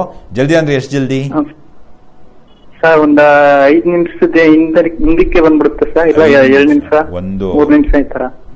ಇವಾಗ ಒಂದು ನಾವು ಟೆಕ್ಸ್ಟ್ ಬುಕ್ ಅಲ್ಲಿ ಇವಾಗ ಹುಡುಗರು ನಾವು ಪಾಠ ಮಾಡ್ತಿರ್ತೀವಿ, ಇಂಪಾರ್ಟೆಂಟ್ ಏನ್ ಹೇಳ್ತೀವಿ ಗೊತ್ತಾ? ಯೋನಿ ಪ್ರವೇಶದ ನಂತರ ಕೊನೆ ಪಕ್ಷ 1 ನಿಮಿಷ ಅದನ್ನ ತಡೆಯುವಷ್ಟು ಶಕ್ತಿ ಆ ವ್ಯಕ್ತಿಗಿದೆ ಅಂತ ಹೇಳಿದ್ರೆ ಅವನಿಗೆ ಶೀಘ್ರಸ್ಖಲನ ಇಲ್ಲ ಅಂತ. ಅಂದ್ರೇನೋ ನೀವು ಹೇಳ್ತಿರೋದು 2 ನಿಮಿಷ 3 ನಿಮಿಷ 5 ನಿಮಿಷ ಅಂತ ಹೇಳಿದ್ರೆ ದಟ್ ಈಸ್ ತುಂಬಾ ಕಾಮನ್ ಆಗಿ ನಾವು ನೋಡೋಂಥ ಒಂದು ವಿಷಯ. ಅದರಲ್ಲಿ ನಿಮಗೆ ತೊಂದರೆ ಇದೆ ಅಂತ ಪ್ರಶ್ನೆಗಳು ಬರಲ್ಲ. ಇಂಪಾರ್ಟೆಂಟ್ ಅಂದ್ರೇನೋ ಲೈಂಗಿಕ ಕ್ರಿಯೆ ಅಂತ ಹೇಳಿದ ತಕ್ಷಣ ಸಂಭೋಗ ಅಷ್ಟೇ ಅನ್ನೋ ದೃಷ್ಟಿಯಿಂದ ಹೋದಾಗ ಏನಾಗ್ತದೆ, ಆ ರೀತಿ 1 ನಿಮಿಷ 2 ನಿಮಿಷದ ಪ್ರಶ್ನೆಗಳು ಅಲ್ಲಿ ದೊಡ್ಡ ವಿಚಾರ ಆಗ್ಬಿಡುತ್ತೆ. ಇವಾಗ ಸ್ತ್ರೀಯನ್ನ ಸರಿಯಾಗಿ ಉದ್ರೇಕ ಮಾಡಿ ಆಮೇಲೆ ಸಂಭೋಗ ಕ್ರಿಯೆ ಸರಿಯಾಗಿ ನಡೆಯುತ್ತೆ ಅಂತ ನಾವು ಲೆಕ್ಕ ಹಾಕ್ತಿರ್ಬೇಕಾದ್ರೆ 2 ನಿಮಿಷ 3 ನಿಮಿಷ ಅಂತ ನೀವೇನು ಹೇಳಿದ್ರಿ ಅದು ಸಾಮಾನ್ಯವಾದ ವಿಚಾರವೇ ಹೊರತು ಅದು ತೊಂದರೆ ಅನ್ನೋ ಪ್ರಶ್ನೆಗಳು ಬರಲ್ಲ. ಇವಾಗ ಅದರಿಂದ ಅವ್ರಿಗೆ ತೊಂದರೆ ಆಗ್ತಾ ಇದೆ ಅಥವಾ ನಿಮ್ಗೆ ಅದರಿಂದ ಸಮಾಧಾನ ಇಲ್ಲ ಅಂತ ಹೇಳಿದ್ರೆ ಅದನ್ನು ಡಿಲೇ ಮಾಡೋ ದೃಷ್ಟಿಯಿಂದ ಬೇಕಾದಷ್ಟು ಟ್ರೀಟ್ಮೆಂಟ್ಗಳು ಬರುತ್ತೆ. ಬಟ್ ಅಫ್ಕೋರ್ಸ್ ಅದಕ್ಕೇನಾದರೂ ಕಾರಣ ಉಂಟಾ ಏನು ಎಂಥದ್ದು ಅಂತ ನೋಡಿಕೊಂಡು ವೈದ್ಯರು ಅದನ್ನು ತೀರ್ಮಾನ ತಗೋಬೇಕಾಗತ್ತೆ. ನೀವು ವೈದ್ಯರನ್ನು ಕಂಡ್ರೆ ಅದಕ್ಕೆ ಅವರು ಸರಿಯಾದ ಸೂಕ್ತವಾದ ಸಲಹೆಯನ್ನು ಕೊಡೋದಕ್ಕೆ ಬರುತ್ತೆ. ಓಕೆ, ಇವರೇ ಸಿದ್ದು ಅಲ್ವಾ? ಸಿದ್ದು, ನೀವು ಶೀಘ್ರ ಸ್ಖಲನದ ಸಮಸ್ಯೆ ಬಹುಶಃ ಪ್ರಸ್ತಾಪ ಮಾಡಿದ್ರೆ, ಸೊ ಡಾಕ್ಟರ್ ಹೇಳ್ತಾ ಇದಾರೆ ಶೀಘ್ರ ಸ್ಖಲನಕ್ಕೆ ಸಾಕಷ್ಟು ಪರಿಹಾರಗಳಿದೆ, ಇದ್ರ ಬಗ್ಗೆ ಚಿಂತೆ ಮಾಡಬೇಕಾಗಿಲ್ಲ ಅಂತ. ಇನ್ನ ನೀವು ಡಾಕ್ಟರ್ನ ಭೇಟಿ ಆಗ್ಬೇಕು ಅಂದ್ರೆ ಕೆಳಗಡೆ ನಾವು ಆ ದೂರವಾಣಿ ಸಂಖ್ಯೆಗಳನ್ನ ತೋರಿಸ್ತಾ ಇದೀವಿ. ಆ ಮೊಬೈಲ್ ನಂಬರ್ಗೆ ನೀವು ಟ್ರೈ ಮಾಡಿ ಈ ಕಾರ್ಯಕ್ರಮದ ನಂತರ ಅಪಾಯಿಂಟ್ಮೆಂಟ್ ಅನ್ನ ತಗೊಂಡು ಅವ್ರನ್ನ ಭೇಟಿ ಆಗಬಹುದು. Siddu, okay, thank you. Yes doctor, 35 ವರ್ಷದ ನಂತರ ಅಂಡಾಣುಗಳ ಬಿಡುಗಡೆ ಏನಾಗ್ತದೆ ಅಂತ ಹೇಳಿದ್ರೆ ಅಲ್ಲಿ ಇರಬೇಕಾದಂತ ಪರ್ಟಿಕ್ಯುಲರ್ ಸೆಲ್ಗೆ ಬೇಕಾಗಿರುವಂತ ಎನರ್ಜಿ ಕಾಂಪೊನೆಂಟ್ ಆಯ್ತು, ಹಾಗೇನೆ ವಂಶ ಪಾರಂಪರಿಕವಾಗಿ ಬೇಕಾಗಿರುವಂತ DNA ಅಂತ ಮಾತಾಡಬಹುದು, ಹಾಗೇನೆ ಬೇಕಾದಷ್ಟು RNA ಗಿರೇನೆ ಅಂತ ನಮ್ಮ ಪ್ರೋಟೀನ್ ಸಿಂಥಸಿಸಬೇಕಾಗಿರುವಂತ ಎಲ್ಲ ಅಂಶಗಳಿರ್ತದೆ. ಇದೆಲ್ಲ ಕೆಲವೊಂದು ಅಂದ್ರೇನು ಎಷ್ಟು ಶಕ್ತಿ ಇರಬೇಕು ಅದು ಶಕ್ತಿ ಸ್ವಲ್ಪ ಮಟ್ಟಿಗೆ ಕ್ಷೀಣಿಸುವಂತ ಚಾನ್ಸಸ್ ಜಾಸ್ತಿ ಅಂತ. Okay okay. ಆ ದೃಷ್ಟಿಯಿಂದ ಏನಾಗುತ್ತೆ ಅಂತ ಹೇಳಿದ್ರೆ ಹೆಂಗ್ಸ್ಗೆ 35 ವರ್ಷಕ್ಕಿಂತಲೂ ಮುಂಚೆ, ಅಂದ್ರೆ 35 ವರ್ಷಕ್ಕಿಂತ ಮುಂಚೆ ತೊಂದರೆ ಇರಲ್ಲ ಅಂತಲ್ಲ, ತೊಂದರೆ ಇವಾಗ ಒಂದು 1000 ಮಕ್ಕಳಲ್ಲಿ ಒಂದು 4 ಜನರಿಗೆ ಇರೋದು ಅಂತ ಹೇಳ್ತೀವಿ ನಾವು. ಬಟ್ ಆದ್ರೆ ಇಲ್ಲಿ ಇನ್ನೊಂದು ಸ್ವಲ್ಪ ಚಾನ್ಸಸ್ ಜಾಸ್ತಿ. ಅಲ್ಲಿ ಮತ್ತೊಂದು ಕರೆ ಇದೆ ಅನ್ನಕ್ಕೆ. ಓಕೆ, ಹಲೋ ಹಲೋ ಹಲೋ, ಮಾತಾಡಿ, ಕೇಳಿ ಸರ್, ತಮ್ಮ ಪ್ರಶ್ನೆ ಕೇಳಿ. ಎಲ್ಲಿಂದ ಕರೆ ಮಾಡ್ತೀರಾ? ನಾವು ಮೈಸೂರಿಂದ ಸರ್. ಓಕೆ, ತಮ್ಮ ಹೆಸರು? ನಮ್ಮ ಹೆಸರು ಸಂದೀಪ್ ಅಂತ. ಓಕೆ, ಹೇಳಿ ಸರ್, ನಿಮ್ ಪ್ರಶ್ನೆ ಕೇಳಿ. ನಮ್ದು ಮ್ಯಾರೇಜ್ ಆಗಿ 2 years ಆಯ್ತು. ಹಾ, ಏನು ನಮ್ದು ಮಕ್ಕಳೇ ಆಗ್ತಾ ಇಲ್ಲ.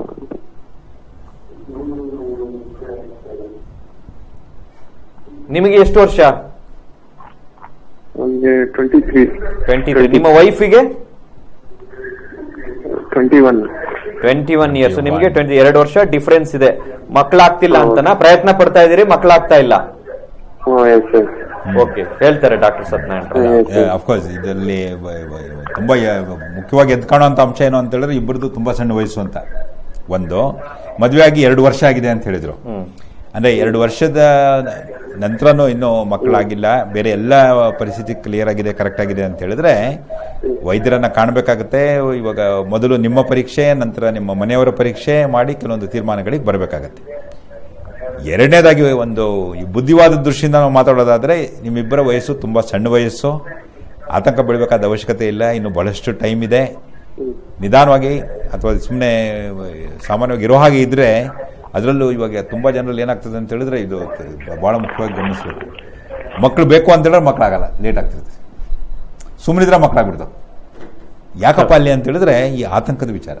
ಇವಾಗ ನಂಗೆ ಮಕ್ಕಳಾಗ್ತಾ ಇಲ್ಲ, ಏನಾಗುತ್ತೋ ಏನೋ, ನಾನು ಸರಿ ಇದೀನೋ ಇಲ್ವೋ, ಎಲ್ಲ ಏನಾದರೂ ಹೆಚ್ಚು ಕಡಿಮೆ ಆಗ್ತಾ ಇದೆಯಾ, ಅಥವಾ ಏನು ಅನ್ಕೊಂಡ್ಬಿಡ್ತಾಳೆ, ಏನು ಅನ್ಕೊಂಡ್ಬಿಡ್ತಾರೆ ಜೊತೆಲಿರೋರು, ಇವೆಲ್ಲ ಆತಂಕಗಳಿಂದ ಏನಾಗ್ತದೆ ಅಂತ ಹೇಳಿದ್ರೆ ನಮ್ಮ ಮನಸ್ಸಿನ ನೆಮ್ಮದಿ, ಸಮಾಧಾನ ಇವೆಲ್ಲ ತುಂಬ ತೊಂದರೆಗೊಳ್ಳುತ್ತೆ. ಅದರ ಪರಿಣಾಮವಾಗಿ ಏನಾಗ್ತದೆ ಅಂತ ಹೇಳಿದ್ರೆ, ಗಂಡಸಲ್ಲಿ ವೀರ್ಯಾಣು ತಯಾರಿಕೆಯಲ್ಲಿ ತೊಂದರೆ ಆಗ್ಬೋದು, ಹೆಂಗಸಿಗೆ ಅಂಡಾಣು ತಯಾರಿಕೆ ಮತ್ತು ಬಿಡುಗಡೆಯಲ್ಲಿ ತೊಂದರೆ ಆಗ್ಬೋದು. ಇವೆರಡೂ ಚಾನ್ಸಸ್ ಇರುತ್ತೆ. ಈ ದೃಷ್ಟಿಯಿಂದ ನೀವು ಡಾಕ್ಟರ್ನ ಸ್ವಲ್ಪ ಕಾಣೋದು ಬಹಳ ಮುಖ್ಯವಾದ ವಿಚಾರ ಅಂತ ಹೇಳ್ತೀನಿ. ಕರೆ ಇದೆ ಡಾಕ್ಟರ್. ಹಲೋ ಹಲೋ, ಎಸ್ ಹೇಳಿ ಮೇಡಮ್, ಎಲ್ಲಿಂದ ಕರೆ ಮಾಡ್ತೀರಾ? ಮೈಸೂರಿಂದ ಸರ್. ಓಕೆ, ತಮ್ಮ ಪ್ರಶ್ನೆ ಕೇಳಿ. ಸತ್ಯನಾರಾಯಣ ರಾವ್ ಇದ್ದಾರೆ, ಮಾತನಾಡಿ. ಸರ್, ಮದ್ವೆ ಆಗಿ 3 ವರ್ಷ ಆಯ್ತು. ನಮ್ಗೆ ಇನ್ನೂ ಮಕ್ಳಾಗ್ಲ ಸರ್. ನಿಮ್ಮ ಏಜು? ನನ್ನ ಏಜ್ 24. ನಿಮ್ಮ ಮನೆಯವ್ರದ್ದು? 32. 32. ಜಾಬ್ ಅಲ್ಲಿ ಇದ್ದೀರಮ್ಮ? ಹಲೋ, ಕೆಲಸದಲ್ಲಿ ಇದ್ದೀರಾ? ನಿಮ್ಮ ಹಸ್ಬೆಂಡ್ ಇಲ್ಲ, ಆಟೋ ಓಡಿಸ್ತಾ ಇದಾರೆ ಸರ್. Okay okay. ಏನು ತಮಗೆ ಮಕ್ಕಳಾಗಿಲ್ಲ ಅನ್ನೋ ಪ್ರಶ್ನೆನಾ? ಹೌದು ಸರ್, ನಾವು ಎಲ್ಲ ಟೆಸ್ಟ್ ಎಲ್ಲ ಮಾಡಿಸ್ತು. ಏನು ಟೆಸ್ಟ್ ವಿಚಾರಗಳೇನು ಅಂತ ಸ್ವಲ್ಪ ತಿಳಿಸಿದ್ರೆ ನೋಡಿ ಇನ್ನೂ ಅನುಕೂಲ ಆಗುತ್ತೆ. ಅದರಲ್ಲೂ ಬಹಳ ಮುಖ್ಯವಾಗಿ ನಿಮ್ಮ ಪುರುಷರ ಧಾತು ಪರೀಕ್ಷೆಯ ರಿಸಲ್ಟ್ಸ್ ಏನಿತ್ತು ಅಂತ ಫಸ್ಟ್ ಹೇಳಿ ನಮ್ಗೆ. ಅವ್ರದ್ದು ಎಲ್ಲ ಟೆಸ್ಟ್ ಆಗಿದೆ ಸರ್. ಆಮೇಲೆ ನಮ್ ಟ್ಯೂಬ್ ಎಲ್ಲ ಟೆಸ್ಟ್ ಮಾಡಿಸಿದಾರೆ. ಅಲ್ಲ, ಟ್ಯೂಬ್ ಇದೆಲ್ಲ ಆಮೇಲೆ ಬರುತ್ತೆ. ಫಸ್ಟ್ ನಿಮ್ಮ ಯಜಮಾನರ ಧಾತು ಪರೀಕ್ಷೆಯ ರಿಸಲ್ಟ್ಸ್ ಏನಿತ್ತು ಅಂತ. ಹಲೋ, ನಿಮ್ಮ ಯಜಮಾನರ ಧಾತು ಪರೀಕ್ಷೆಯ, ವೀರ್ಯಾಣು ಪರೀಕ್ಷೆಯ ರಿಸಲ್ಟ್ಸ್ ಏನಿತ್ತು ಅಂತ. ಏನು ಪ್ರಾಬ್ಲಮ್ ಇಲ್ಲ ಅಂತ ಹೇಳಿದ್ರು ಸರ್. ಓ, ಆತರ ಜನರಲ್ ಆಗಿ ಇವಾಗ ಸಾಮಾನ್ಯವಾಗಿ ನಾವು ನೀವು ಗಮನದಲ್ಲಿ ಇಟ್ಕೋಬೇಕಾಗತ್ತೆ. ಈ ಡಾಕ್ಟರ್ಗಳು ಸಾಮಾನ್ಯವಾಗಿ ನಾವು ಮಾತಾಡ್ತಿರ್ಬೇಕಾದ್ರೆ ಏನಾಗುತ್ತೆ ಅಂತ ಹೇಳಿದ್ರೆ, ಏನು ತಲೆ ಕೆಡಿಸ್ಕೋಬೇಡಿ, ನೋಡೋಣ, ಸಮಾಧಾನವಾಗಿರಿ ಅಂತ ಹೇಳಿದಕ್ಕೆ ಅದಕ್ಕೂ ಅಲ್ಲಿ ಎಕ್ಸಾಕ್ಟ್ಲಿ ಇರೋ ಅಂಶಕ್ಕೂ ಸ್ವಲ್ಪ ವ್ಯತ್ಯಾಸ ಇರುತ್ತೆ. ರೀಸನ್ ಇಷ್ಟನೇ, ಅದು ಎಷ್ಟು ಕೌಂಟ್ ಇತ್ತು, ಎಷ್ಟು ಯಾವ ರೀತಿ ಕ್ವಾಲಿಟಿ ಇತ್ತು, ಇವೆಲ್ಲ ತುಂಬಾ ಇಂಪಾರ್ಟೆಂಟ್. ಅದು ಅಲ್ಲಿ ಕರೆಕ್ಟ್ ಆಗಿತ್ತು. ಆಮೇಲೆ ನಂಗೆ PCOD ಪ್ರಾಬ್ಲಮ್ ಇದೆ ಅಂತ ಹೇಳಿದ್ರು. PCOD, okay okay okay okay. ಆಮೇಲೆ ನಂಗೆ ಗಂಟ್ಲಲ್ಲೆಲ್ಲ ಏರ್ ಎಲ್ಲ ಬರುತ್ತೆ ಸರ್. ಅದರಿಂದ ಏನಾದ್ರು ಪ್ರಾಬ್ಲಮ್ ಆಗಿದೆಯಾ ಅಂತ ಗೊತ್ತಾಗ್ತಾ ಇಲ್ಲ. ಹೌದೌದು. ಇವಾಗ ಏನಾಗುತ್ತೆ ಅಂತ ಹೇಳಿದ್ರೆ, ಇವಾಗ ಪುರುಷರ ವೀರ್ಯಾಣುಗಳು ಮತ್ತೆ ಕ್ವಾಲಿಟಿ ಮೇಲೆ ಎಲ್ಲ ವಿಚಾರಗಳು ನಾವೇನು ಹೇಳಿದ್ವಿ ಅದೆಲ್ಲ ಕರೆಕ್ಟ್ ಆಗಿದೆ ಅಂತ ಹೇಳಿದಾಗ, ಸ್ತ್ರೀಯರ ದೃಷ್ಟಿಯಿಂದ ಏನು ಬದಲಾವಣೆ ಇರ್ಬೋದು, ವ್ಯತ್ಯಾಸ ಇರ್ಬೋದು ಅಂತ ನೋಡ್ಬೇಕಾಗುತ್ತೆ. ದಟ್ PCOD ಪ್ರಾಬ್ಲಮ್ ಅಂತ ಹೇಳಿದ್ರಲ್ಲ, ನೀವು ಗೈನಕಾಲಜಿಸ್ಟ್ ನ ಕಂಡ್ರೆ ಅವರು ಅದಕ್ಕೆ ಸಂಬಂಧಪಟ್ಟ ಕೆಲವೊಂದು ಟ್ರೀಟ್ಮೆಂಟ್ ಗಳನ್ನ ಮಾಡ್ತಾರೆ. ಅವಾಗ ಏನಾಗ್ತದೆ, ನಿಮ್ಮ ತೊಂದರೆಗೆ ಸರಿಯಾದ ಚಿಕಿತ್ಸೆಗಳಿದೆ. ನೀವು ಗೈನಕಾಲಜಿಸ್ಟ್ ಅಥವಾ ಲೇಡಿ ಡಾಕ್ಟರ್ನ ಭೇಟಿ ಮಾಡಿದ್ರೆ ಅವರು ಅದಕ್ಕೆ ನಿಮ್ಮ ಚಿಕಿತ್ಸೆ ಮಾಡ್ತಾರೆ, ಅದು ಸರಿ ಹೋಗುತ್ತೆ ಅಂತ ನಂಬುವ. ಕೆಲವೊಂದು ಸರ್ಜಿಕಲ್ ಪ್ರೊಸೀಜರ್ಸ್ ಇದೆ, ಕೆಲವೊಂದು ಹಾರ್ಮೋನ್ಸ್ಗಳು ಬೇಕಾಗುತ್ತೆ, ಕೆಲವೊಂದು ಬೇರೆ ಬೇರೆ ಟ್ರೀಟ್ಮೆಂಟ್ಗಳು ಅದಕ್ಕೆ ಉಂಟು. ಡಾಕ್ಟರ್ ಅದು ಒಂದೇ ತೊಂದರೆನಾ, ಬೇರೆ ತೊಂದರೆಗಳಿದೆ ಏನು ಅಂತ ನೋಡ್ಕೊಂಡ್ಬಿಟ್ಟು ಅದಕ್ಕೆ ಡೆಫಿನೆಟ್ಲಿ ಸಹಾಯ ಮಾಡ್ತಾರೆ. ನೀವು ಭೇಟಿ ಮಾಡಿ ಡಾಕ್ಟರ್. ಅದ್ ನಾವು ಲೇಡಿ ಡಾಕ್ಟರ್ಸ್ ಎಲ್ಲ ತೋರಿಸಿದ್ರು ಸರ್, ಅದರಿಂದ ಪ್ರಾಬ್ಲಮ್. ಆಮೇಲೆ ಪೀರಿಯಡ್ಸ್ ಆಗೋದು ತುಂಬಾ ಒಂದು 3 ತಿಂಗಳು 4 ತಿಂಗಳು ಆತರ ಆಗ್ತಾ ಇದೆ ಸರ್ ನಂಗೆ. ಅಂದ್ರೇನು ಅದೇನೆ, ಇವಾಗ ಏನಾಗುತ್ತೆ ಅಂತ ಹೇಳಿದ್ರೆ ಈ ಹಾರ್ಮೋನ್ಸ್ ಅಂತ ಏನ್ ಮಾತಾಡ್ತೀವಿ ನಾವು, ಅದ್ರಲ್ಲಿ ಏನಾದ್ರು ವ್ಯತ್ಯಾಸ ಇದೆಯಾ ಅಂತ ನೋಡ್ಬೇಕಾಗುತ್ತೆ. ಎಷ್ಟು ನಿಮ್ಮ ವಯಸ್ಸು ಹೇಳಿದ್ರು? 21 ವರ್ಷ ಅಂತ ಹೇಳಿದ್ರಲ್ವಾ? 24. ಇಲ್ಲ, ನೀವು ಡಾಕ್ಟರ್ನ ಭೇಟಿ ಮಾಡಿ, ಅವರು ಈ ಹಾರ್ಮೋನ್ಸ್ ಇಂದ ಹಿಡಿದು ಬೇಕಾದಷ್ಟು ಪರೀಕ್ಷೆಗಳನ್ನ ಅಥವಾ ಅವನ್ನ ಸರಿ ಮಾಡೋದಕ್ಕೆ ಬೇಕಾದಷ್ಟು ಟ್ರೀಟ್ಮೆಂಟ್ಗಳಿದೆ. ಈ ಸೈಕಲ್ಸ್ ಗಳನ್ನ ಸೆಟ್ ಮಾಡ್ತಾರೆ, ಅದಕ್ಕೆ ಆ ದೃಷ್ಟಿಯಿಂದ ಕೆಲವೊಂದು ಟ್ರೀಟ್ಮೆಂಟ್ಗಳೆಲ್ಲ ಮಾಡ್ತಾರೆ. ಲೇಡಿ ಡಾಕ್ಟರ್ನ ಭೇಟಿ ಮಾಡಿ, ತಜ್ಞರನ್ನ ಭೇಟಿ ಮಾಡಿದ್ರೆ ಅವರು ಸಹಾಯ ಮಾಡ್ತಾರೆ ಅಂದ್ರೆ ಯಾವುದೇ ಅನುಮಾನ ಇಲ್ಲ. ಓಕೆ ಅಮ್ಮ, ಥ್ಯಾಂಕ್ ಯು. ಇನ್ನು 35 ವರ್ಷದ ನಂತರದ ಮಕ್ಕಳಾಗೋ ಸಮಸ್ಯೆ. ಸೊ ಇವಾಗ ಒಂದು ಎಕ್ಸಾಂಪಲ್ ಅಂತ ಹೇಳಿದ್ರೆ, ಆ ವೀರ್ಯಾಣು ಏನ್ ತಯಾರಾಗುತ್ತೆ ಕ್ವಾಲಿಟಿ. ಇವಾಗ ನಾವು ಗಂಡಸರಲ್ಲಿ ಇವಾಗ ಕ್ವಾಲಿಟಿ ಅಂತಾನೆ ಮಾತಾಡ್ತಿದ್ವಿ. ಹೆಂಗಸರ ಮೊಟ್ಟೆಯ ಕ್ವಾಲಿಟಿನಲ್ಲಿ ಕೆಲವೊಂದು ವ್ಯತ್ಯಾಸಗಳು ಚಾನ್ಸಸ್ ಅಂತ ಒಂದು. ಎರಡನೇದು ದಟ್ ಗಂಡು ಮತ್ತು ಹೆಣ್ಣು ಮತ್ತು ಅದರಲ್ಲಿ ಇರಬೇಕಾದಂಥ DNA ಅಥವಾ RNA ಅಂತ ನಾವೇನು ಮಾತಾಡ್ತೀವಿ, ಅಲ್ಲಿ ಕೆಲವೊಂದು ಕ್ವಾಲಿಟಿ ಪ್ರಶ್ನೆಗಳು ಬರ್ತದೆ. ಅಲ್ಲಿ ಮುಖ್ಯವಾಗಿ ಅದರಲ್ಲೂ ಇವಾಗ ಹೆಣ್ಣಿನ ದಟ್ ಪರ್ಟಿಕ್ಯುಲರ್ ಕ್ರೋಮೋಸೋಮ್ ಅಂತ ಅದೆಲ್ಲ ಇರ್ತದಲ್ವಾ, ಅಲ್ಲಿ ಉಂಟಾಗುವಂಥ ಬ್ರೇಕ್ಸು ಮತ್ತು ಇಂಥವೆಲ್ಲ ಕೆಲವೊಂದು ಕಾರಣಗಳಿಂದ ಮಗುವಿನಲ್ಲಿ ನ್ಯೂನತೆ ಉಂಟಾಗುವಂಥ ಚಾನ್ಸಸ್ಸು ಮುಂಚೆದ ಕಂಪೇರ್ ಮಾಡಿದ್ರೆ ಸ್ವಲ್ಪ ಜಾಸ್ತಿ. ಇವಾಗ ಒಂದು ಎಕ್ಸಾಂಪಲ್ ಹೇಳಿದ್ರೆ, ಇವಾಗ 1000 ಮಕ್ಕಳಲ್ಲಿ 4 ಸಾಮಾನ್ಯವಾಗಿ ಎಲ್ಲ ಕರೆಕ್ಟ್ ಆಗಿದ್ರು ಸಹ ನ್ಯೂನತೆ ಇರುವಂಥ ಚಾನ್ಸಸ್ ಇರುತ್ತೆ. ಇಲ್ಲಿ 20, 40 ಈ ಮಟ್ಟಿಗೆ ರೇಂಜ್ ಆಗಿದೆ. ಅಂದ್ರೇನೋ ಒಂದು 1000 ಗರ್ಭಧಾರಣೆಯಲ್ಲಿ ಆ ಲೆವೆಲ್ ಹೈ ಯಾವ್ಯಾವ ಈಗನೋ 35, 36, 40, 45 ಹೀಗೆ ಒಂದೊಂದು ವಯಸ್ಸು ನಾವು ದಾಟ್ತಾ ಇದ್ದ ಹಾಗೇನೆ ಆ ನ್ಯೂನತೆ ಚಾನ್ಸಸ್ ಅಷ್ಟೇ ಮಟ್ಟಿಗೆ ಜಾಸ್ತಿ ಆಗ್ತದೆ. ಒಂದು ಕರೆ ಇದೆ, ನೋಡೋಣ. ಹಲೋ. ನಮಸ್ತೆ. ನಮಸ್ತೆ ಸರ್. ಎಲ್ಲಿಂದ ಕರೆ ಮಾಡ್ತೀರಾ? ಎಲ್ಲಿಂದ? ಸರ್, ಮೈಸೂರಿಂದ ಕಾಲ್ ಮಾಡ್ತಾ ಇರೋದು. ಓಕೆ, ತಮ್ಮ ಪ್ರಶ್ನೆ ಕೇಳಿ ಅಮ್ಮ. ಡಾಕ್ಟರ್ ಸತ್ಯನಾರಾಯಣ ರಾವ್ ಇದ್ದಾರೆ. ಕೊಡಿ ಮಾತಾಡಿ, ಕೇಳಿಸ್ತಾ ಇದೆ, ಮಾತಾಡಿ ಅಮ್ಮ. ನಮಸ್ತೆ ಸರ್. ನಮಸ್ತೆ ಸರ್. 1 ಇಯರ್ ಆಯ್ತು ನಮ್ಗೆ ಮದುವೆ ಆಗಿ. ಅಂದ್ರೆ ನಮ್ಗೆ ಇರೆಗ್ಯುಲರ್ ಪೀರಿಯಡ್ಸ್ ಇತ್ತು. Irregular periods, okay. ಸರ್, ಅದಕ್ಕೆ ಡಾಕ್ಟರ್ ಹತ್ರ ನಾವು ಕೇಳಿದ್ವಿ. ಅವ್ರು ಹೇಳಿದ್ರು 3 months ಅದೇ ಮಕ್ಕಳಾಗದೆ ಇರೋ ಟ್ಯಾಬ್ಲೆಟ್ಸ್ ತಗೊಳ್ಳಿ ಅಂತ. ಇದು ಸೈಕಲ್ ಸೆಟ್ ಮಾಡೋ ದೃಷ್ಟಿಯಿಂದ ಆ ಥರ ಮಾತ್ರೆಗಳನ್ನು ಕೊಡ್ತಾರೆ. ಇದು ಆಕ್ಚುಲಿ ಗರ್ಭ ನಿರೋಧಕ ಮಾತ್ರೆಗಳಾಗಿರ್ಬೋದು, ಬಟ್ ಆದ್ರೆ ಅದರಲ್ಲಿ ಮುಖ್ಯವಾಗಿರುವಂತಹ ಹಾರ್ಮೋನ್ಸ್ ಅಲ್ವಾ. ಸೊ ಆ ಸೈಕಲ್ಗಳು ಸೆಟ್ ಆಗ್ಲಿ ಅನ್ನೋ ದೃಷ್ಟಿಯಿಂದ ಆ ಥರ ಮಾತ್ರೆಗಳನ್ನು ಕೊಡ್ತಾರೆ. ಹೇಳಿ. ನಾನು 1 month ತಗೊಂಡೆ. ಎಲ್ಲರೂ ನನಗೆ, ನಮ್ಮ ಪೇರೆಂಟ್ಸ್ ಎಲ್ಲ ಇದು ತಗೋಬೇಡ, ಅದು ಸರಿ ಆಗೋದಿಲ್ಲ ಅಂತ ಹೇಳಿದ್ರು. ಸೊ ಅದಕ್ಕೆ ಅದನ್ನ ಫಿಕ್ಸ್ ಮಾಡಿದೆ. ಈಗ ಇರೆಗ್ಯುಲರ್ ಪೀರಿಯಡ್ಸ್ ಇದೆ, ಇದರಿಂದ ಏನಾದರೂ ಮಕ್ಕಳಾಗೋದಕ್ಕೆ ಏನಾದರೂ ಪ್ರಾಬ್ಲಮ್ ಆಗುತ್ತೆ ಸರ್? ಹೌದು, ಇರೆಗ್ಯುಲರ್ ಪೀರಿಯಡ್ಸ್ ಇಂದ ಮಕ್ಕಳಾಗೋದಕ್ಕೆ ಒಂದು ನಾವು ತುಂಬಾ ಇಂಪಾರ್ಟೆಂಟ್ ಇಲ್ಲ ಏನು ಅಂದ್ರೆ, ಇವಾಗ ಒಂದು ಹೆಂಗ್ಸ್ ಸೈಕಲ್ಲು 28, 30, 32 ಇದೆ ಅಂತ ಒಂದು ಲೆಕ್ಕ ಹಾಕಿ. ತುಂಬಾ ಜನರಿಗೆ 28 ಅಥವಾ 30 ದಿವಸದ ಒಂದು ಸೈಕಲ್ ಅಂತ ಲೆಕ್ಕ ಹಾಕಿ. ಸಾಮಾನ್ಯವಾಗಿ ಮೊಟ್ಟೆ ತಯಾರಾಗೋದು ಅಥವಾ ಮೊಟ್ಟೆ ರಿಲೀಸ್ ಆಗೋದು ನೆಕ್ಸ್ಟ್ ಸೈಕಲ್ ಮುಟ್ಟಾಗೋದಕ್ಕೆ 14 ದಿವಸ ಮುಂಚೆ. ಇವಾಗ ಫಾರ್ ಎಕ್ಸಾಂಪಲ್ 28 ದಿವಸಗಳ ಒಂದು ಸೈಕಲ್ ಅಂತಂದ್ರೆ ಮೊಟ್ಟೆ ರಿಲೀಸ್ ಆಗೋ ಟೈಮ್ ಏನಪ್ಪಾ ಅಂದ್ರೆ 14ನೇ ದಿವಸ. ಅದೇ ಇವಾಗ 30 ದಿವಸದ ಸೈಕಲ್ ಒಂದು ಹೆಂಗ್ಸಿಗಿದೆ ಅಂತ ಹೇಳಿದ್ರೆ ಆ ಮೊಟ್ಟೆ ರಿಲೀಸ್ ಆಗೋದು 16ನೇ ದಿವಸ. ಅಂದ್ರೇನು, ಈ ತರ ಗರ್ಭಧಾರಣೆಗೆ ಪ್ರಶಸ್ತವಾದ ದಿನಗಳು ಯಾವುದು, ಆಮೇಲೆ ಗರ್ಭಧಾರಣೆ ಆಗುವಂಥ ಟೈಮ್ ಯಾವುದು ಅಂತ ನಾವು ಕ್ಯಾಲ್ಕುಲೇಟ್ ಮಾಡ್ತೀವಿ. ಹೇಗೆ ಅಂತಂದ್ರೆ ಬಹಳ ಮುಖ್ಯವಾಗಿ ಈ ಡೇಟ್ಗಳದ್ದೇನಿದೆ ಒಂದು ಬಹಳ ಮುಖ್ಯವಾದ ಒಂದು ಅಂಶ ಆಗುತ್ತೆ. ಇವಾಗ ತುಂಬಾ ಇರೆಗ್ಯುಲರ್ ಆಗಿದೆ ಅಂತ ಹೇಳಿದ್ರೆ, ಇವಾಗ ಏನೋ ಈ ತಿಂಗಳಲ್ಲಿ 1 ತಿಂಗಳಿಗಾಗ್ಬೋದು, ಮತ್ತೊಂದು ತಿಂಗಳಲ್ಲಿ ಅಥವಾ ಮತ್ತೊಂದು ಸೈಕಲ್ ಆಲ್ಮೋಸ್ಟ್ ಒಂದು 2-3 ತಿಂಗಳಿಗಾಗ್ಬೋದು. ಅಂದ್ರೆ ಆ ಮಧ್ಯದ ಸಮಯಗಳಲ್ಲಿ ಅಲ್ಲಿ ಗರ್ಭಧಾರಣೆ ಆಗುವಂಥ ಚಾನ್ಸಸ್ ಇರಲ್ಲ. ಇವಾಗ ಮೊಟ್ಟೆ ತಯಾರಾದ ಒಂದು 24 ಗಂಟೆ, 48 ಗಂಟೆ, 72 ಗಂಟೆ ಅದರಲ್ಲಿ ಯಾವ ರೀತಿಯ ಸೆಲ್ಲು ಹೇಗೆ ಅನ್ನೋದ್ರ ಮೇಲೆ ಕೆಲವೊಂದು ಬದಲಾವಣೆಗಳಾಗುತ್ತೆ.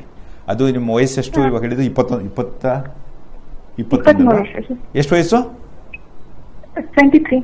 23 ಅಂದ್ರೆ ತುಂಬಾ ಸಣ್ಣ ವಯಸ್ಸೇನೆ ಇದೆ. ಆಕ್ಚುಲಿ ನೀವು ಯಾವುದೇ ಒಂದು ರೀತಿಯಲ್ಲಿ ಆತಂಕ ಅವಶ್ಯಕತೆ ಇಲ್ಲ. ತುಂಬಾ ಜನ ಹೆಂಗಸರಿಗೆ ಕರೆಕ್ಟಾಗಿ ಸೈಕಲ್ಗಳು ಸೆಟ್ ಆಗೋದಕ್ಕೆ ಕೊನೆ ಪಕ್ಷ 22 ವಯಸ್ಸು ಆಗ್ಬೇಕು ಅಂತೀವಿ ನಾವು.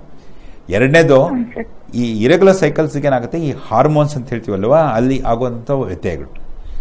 ಅಂದ್ರೆ ಇವಾಗ ಸ್ತ್ರೀ ಹಾರ್ಮೋನು ಅದರಲ್ಲಿ 2 ಬಹಳ ಮುಖ್ಯವಾಗಿ ಈಸ್ಟ್ರೋಜನ್, ಪ್ರೊಜೆಸ್ಟ್ರಾನ್ ಅಂತ ಇರ್ತಾರೆ.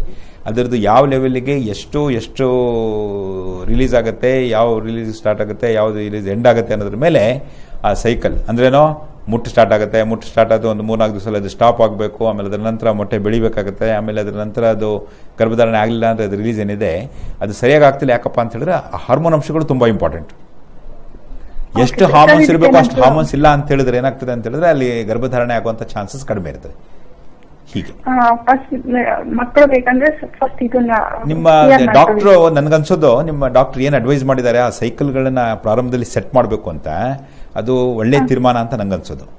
ಅದು ತಪ್ಪು ಕೆಟ್ಟದು ತಗೋಬಾರ್ದು ಅನ್ನೋ ದೃಷ್ಟಿಯಿಂದ ಹೋಗೋದು ಬೇಡ. ಯಾಕಪ್ಪ ಅಂತ ಹೇಳಿದ್ರೆ ಫಸ್ಟ್ ಅದು ಸೈಕಲ್ಗಳನ್ನ ಸೆಟ್ ಮಾಡಬೇಕು ಅಂದ್ರೆ ಕೆಲವೊಂದು ಹಾರ್ಮೋನ್ಸ್ ಅವಶ್ಯಕತೆ ಇರುತ್ತಲ್ಲ, ಅದು ಬೇಕಾಗತ್ತೆ.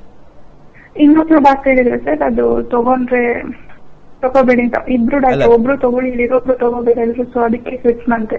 ಅಲ್ಲ, ಒಬ್ಬರು ಡಾಕ್ಟರಿಂದ ಮತ್ತೊಬ್ಬರು ಡಾಕ್ಟರ್ಗೆ ಕೆಲವೊಂದು ಸಣ್ಣ ಮಟ್ಟದ ವ್ಯತ್ಯಾಸಗಳು ಅಡ್ವೈಸ್ ಅಲ್ಲಿ ಚಾನ್ಸಸ್ ಇರುತ್ತೆ. ರೀಸನ್ ಏನಪ್ಪಾ ಅಂತ ಹೇಳಿದ್ರೆ, ಇವಾಗ ನಾವು ಇಲ್ಲಿ ಕೂತ್ಕೊಂಡು ನಾವು ನಿಮ್ಗೆ ಏನು ಅಡ್ವೈಸ್ ಕೊಡ್ತಾ ಇದ್ದೀವಿ, ನೀವು ಮತ್ತೊಬ್ಬರು ಡಾಕ್ಟ್ರಿಗೆ ಕೇಳಿ ಅವ್ರೊಂದು ಸ್ವಲ್ಪ ಹೀಗೆ ಮಾಡಿದ್ರೆ ಆಗ್ತಿತ್ತು ಅಥವಾ ಹೀಗೆ ಮಾಡಿದ್ರೆ ಆಗ್ತಿತ್ತು ಅಂತ ಹೇಳ್ಬೋದು. ನಾವು ಬ್ಲೈಂಡ್ ಆಗಿ ಏನೋ ಒಂದು ಅಂದಾಜಿನ ಆದ್ಮೇಲೆ ನಾವು ಉತ್ತರವನ್ನು ಕೊಡೋದಕ್ಕೆ ಪ್ರಯತ್ನ ಮಾಡ್ತಾ ಇದೆ. ಇಂಪಾರ್ಟೆಂಟ್ ಏನಪ್ಪ ಇಲ್ಲಿ ಅಂತ ಹೇಳಿದ್ರೆ, ನಿಮ್ಮ ದೇಹ, ನಿಮ್ಮ ಪ್ರಕೃತಿ, ಅದು ಮುಂಚೆಯಿಂದ ಸೈಕಲ್ಸ್ಗಳು ಯಾವ ಥರ ಇತ್ತು, ಆಮೇಲೆ ಇನ್ನು ಕಾಯೋದಕ್ಕೆ ಟೈಮ್ ಇದೆ, ಟೈಮ್ ಇಲ್ಲ, ಪುರುಷನಲ್ಲಿ ಇರಬೇಕಾದಂಥ ಅಂಶಗಳು, ಆಮೇಲೆ ಅದಕ್ಕೆ ಸಂಬಂಧಪಟ್ಟ ವಿಚಾರ, ಹೀಗೆಲ್ಲ ದೃಷ್ಟಿಯನ್ನು ಗಮನದಲ್ಲಿ ಇಟ್ಕೊಂಡ್ಬಿಟ್ಟು ಕೆಲವೊಂದು ತೀರ್ಮಾನಗಳನ್ನ ತಗೋಬೇಕಾಗುತ್ತೆ. ಸೊ ಈ ರೀತಿಯ ತೀರ್ಮಾನಗಳನ್ನ ತಗೊಳ್ತಿರ್ಬೇಕಾದ್ರೆ ಕೆಲವೊಂದು ಅಂಶಗಳಿಗೆ ಇಂಪಾರ್ಟೆನ್ಸ್, ಇನ್ನೊಂದು ಕೆಲವೊಂದು ಅಂಶಗಳಿಗೆ ಇಂಪಾರ್ಟೆನ್ಸ್ ಕೊಡದೇ ಇರೋದು ಡಾಕ್ಟರಿಂದ ಡಾಕ್ಟರ್ಗೆ ಆ ಬದಲಾವಣೆಗಳು ಸಾಮಾನ್ಯ. ಅದನ್ನು ನಾವು ಗಮನದಲ್ಲಿ ಇಟ್ಕೋಬೇಕು. ಗುಡ್. Okay, thank you.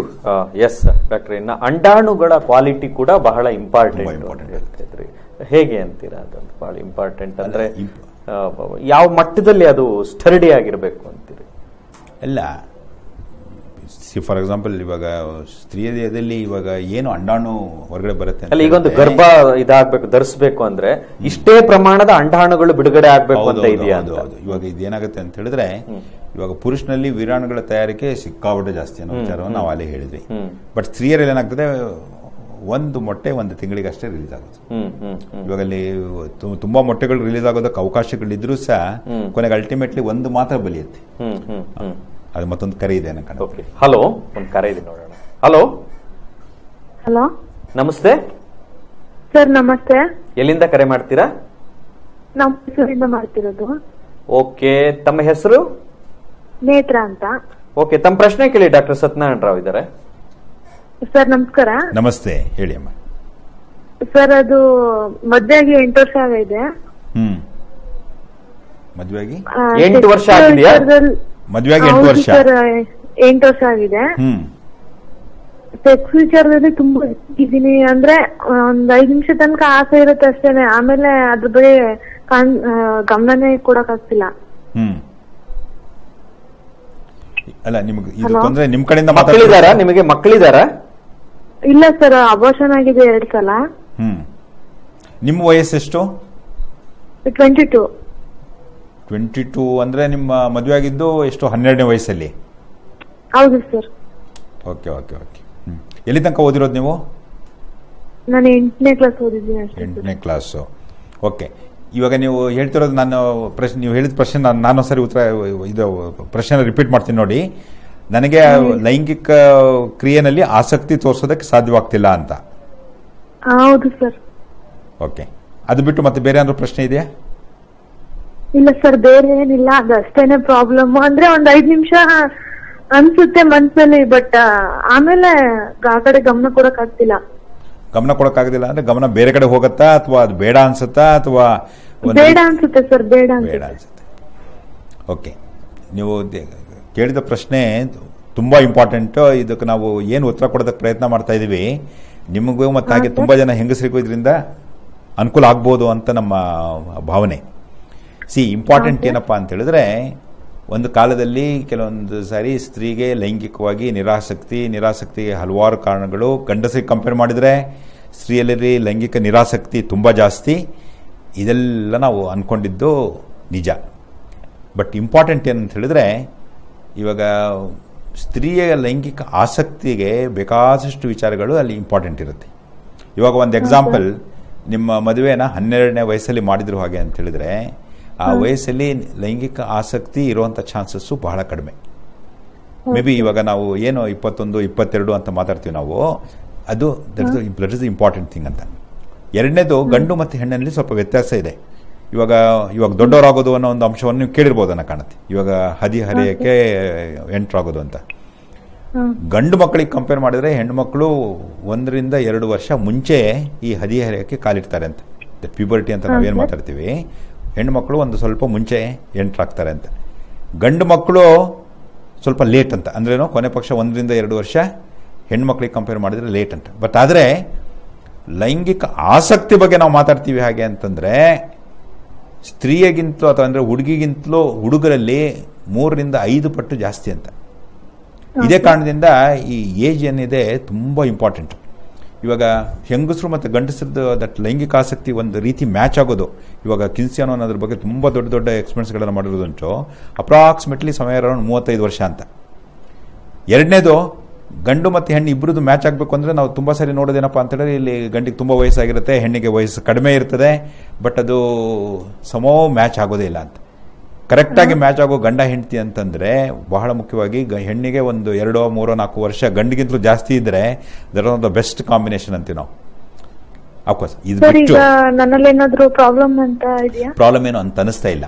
ಇವಾಗ ಆಕ್ಚುಲಿ ನೀವಾಗೇನು 21, 22 ವಯಸ್ಸು ಅಂತ ಹೇಳ್ತಾ ಇದ್ದೀರಿ, ದಿಸ್ ಇಸ್ ದ ಟೈಮ್ ಸ್ತ್ರೀಯರಲ್ಲಿ ಲೈಂಗಿಕ ಆಸಕ್ತಿ ಮೂಡೋ ಅಂತ ಒಂದು ಸಮಯ ಅಂತ.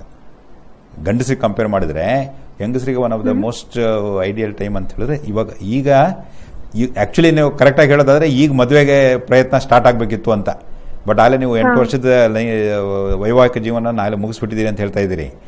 ಇವಾಗೇನೋ ಮದುವೆ ಅಂತ ವಿಚಾರ ಮಾತಾಡಿದ್ರೆ ನಾವು ಅಡ್ವೈಸ್ ಮಾಡ್ತಾ ಇರೋದು ಅವಾಗಿಂದ ನೋಡಿರ್ಬೋದು ಅಂತ ಕಾಣುತ್ತೆ ನೀವು. ಹೆಣ್ಣಿಗೆ ಕೊನೆ ಪಕ್ಷ 22 ವಯಸ್ಸಾದರೂ ಆಗಿರಬೇಕು ಅಂತ.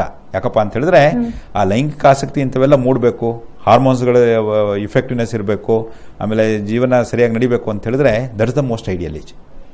ಅದರಿಂದ ನಿಮ್ಗೇನೋ ಅಲ್ಲಿ ತೊಂದರೆ ಇದೆ ಅನ್ನೋ ಒಂದು ಅಂಶ ನಮ್ಗೆ ಅನ್ಸಲ್ಲ. ಬಹಳ ಮುಖ್ಯವಾಗಿ ಏನಾಗ್ತದೆ, ಗಂಡಸಿಗೆ ಲೈಂಗಿಕ ಆಸಕ್ತಿ ಮತ್ತು ಲೈಂಗಿಕ ಕ್ರಿಯೆನಲ್ಲಿ ತೊಡಗೋದು ಸ್ವಲ್ಪ ಸುಲಭ.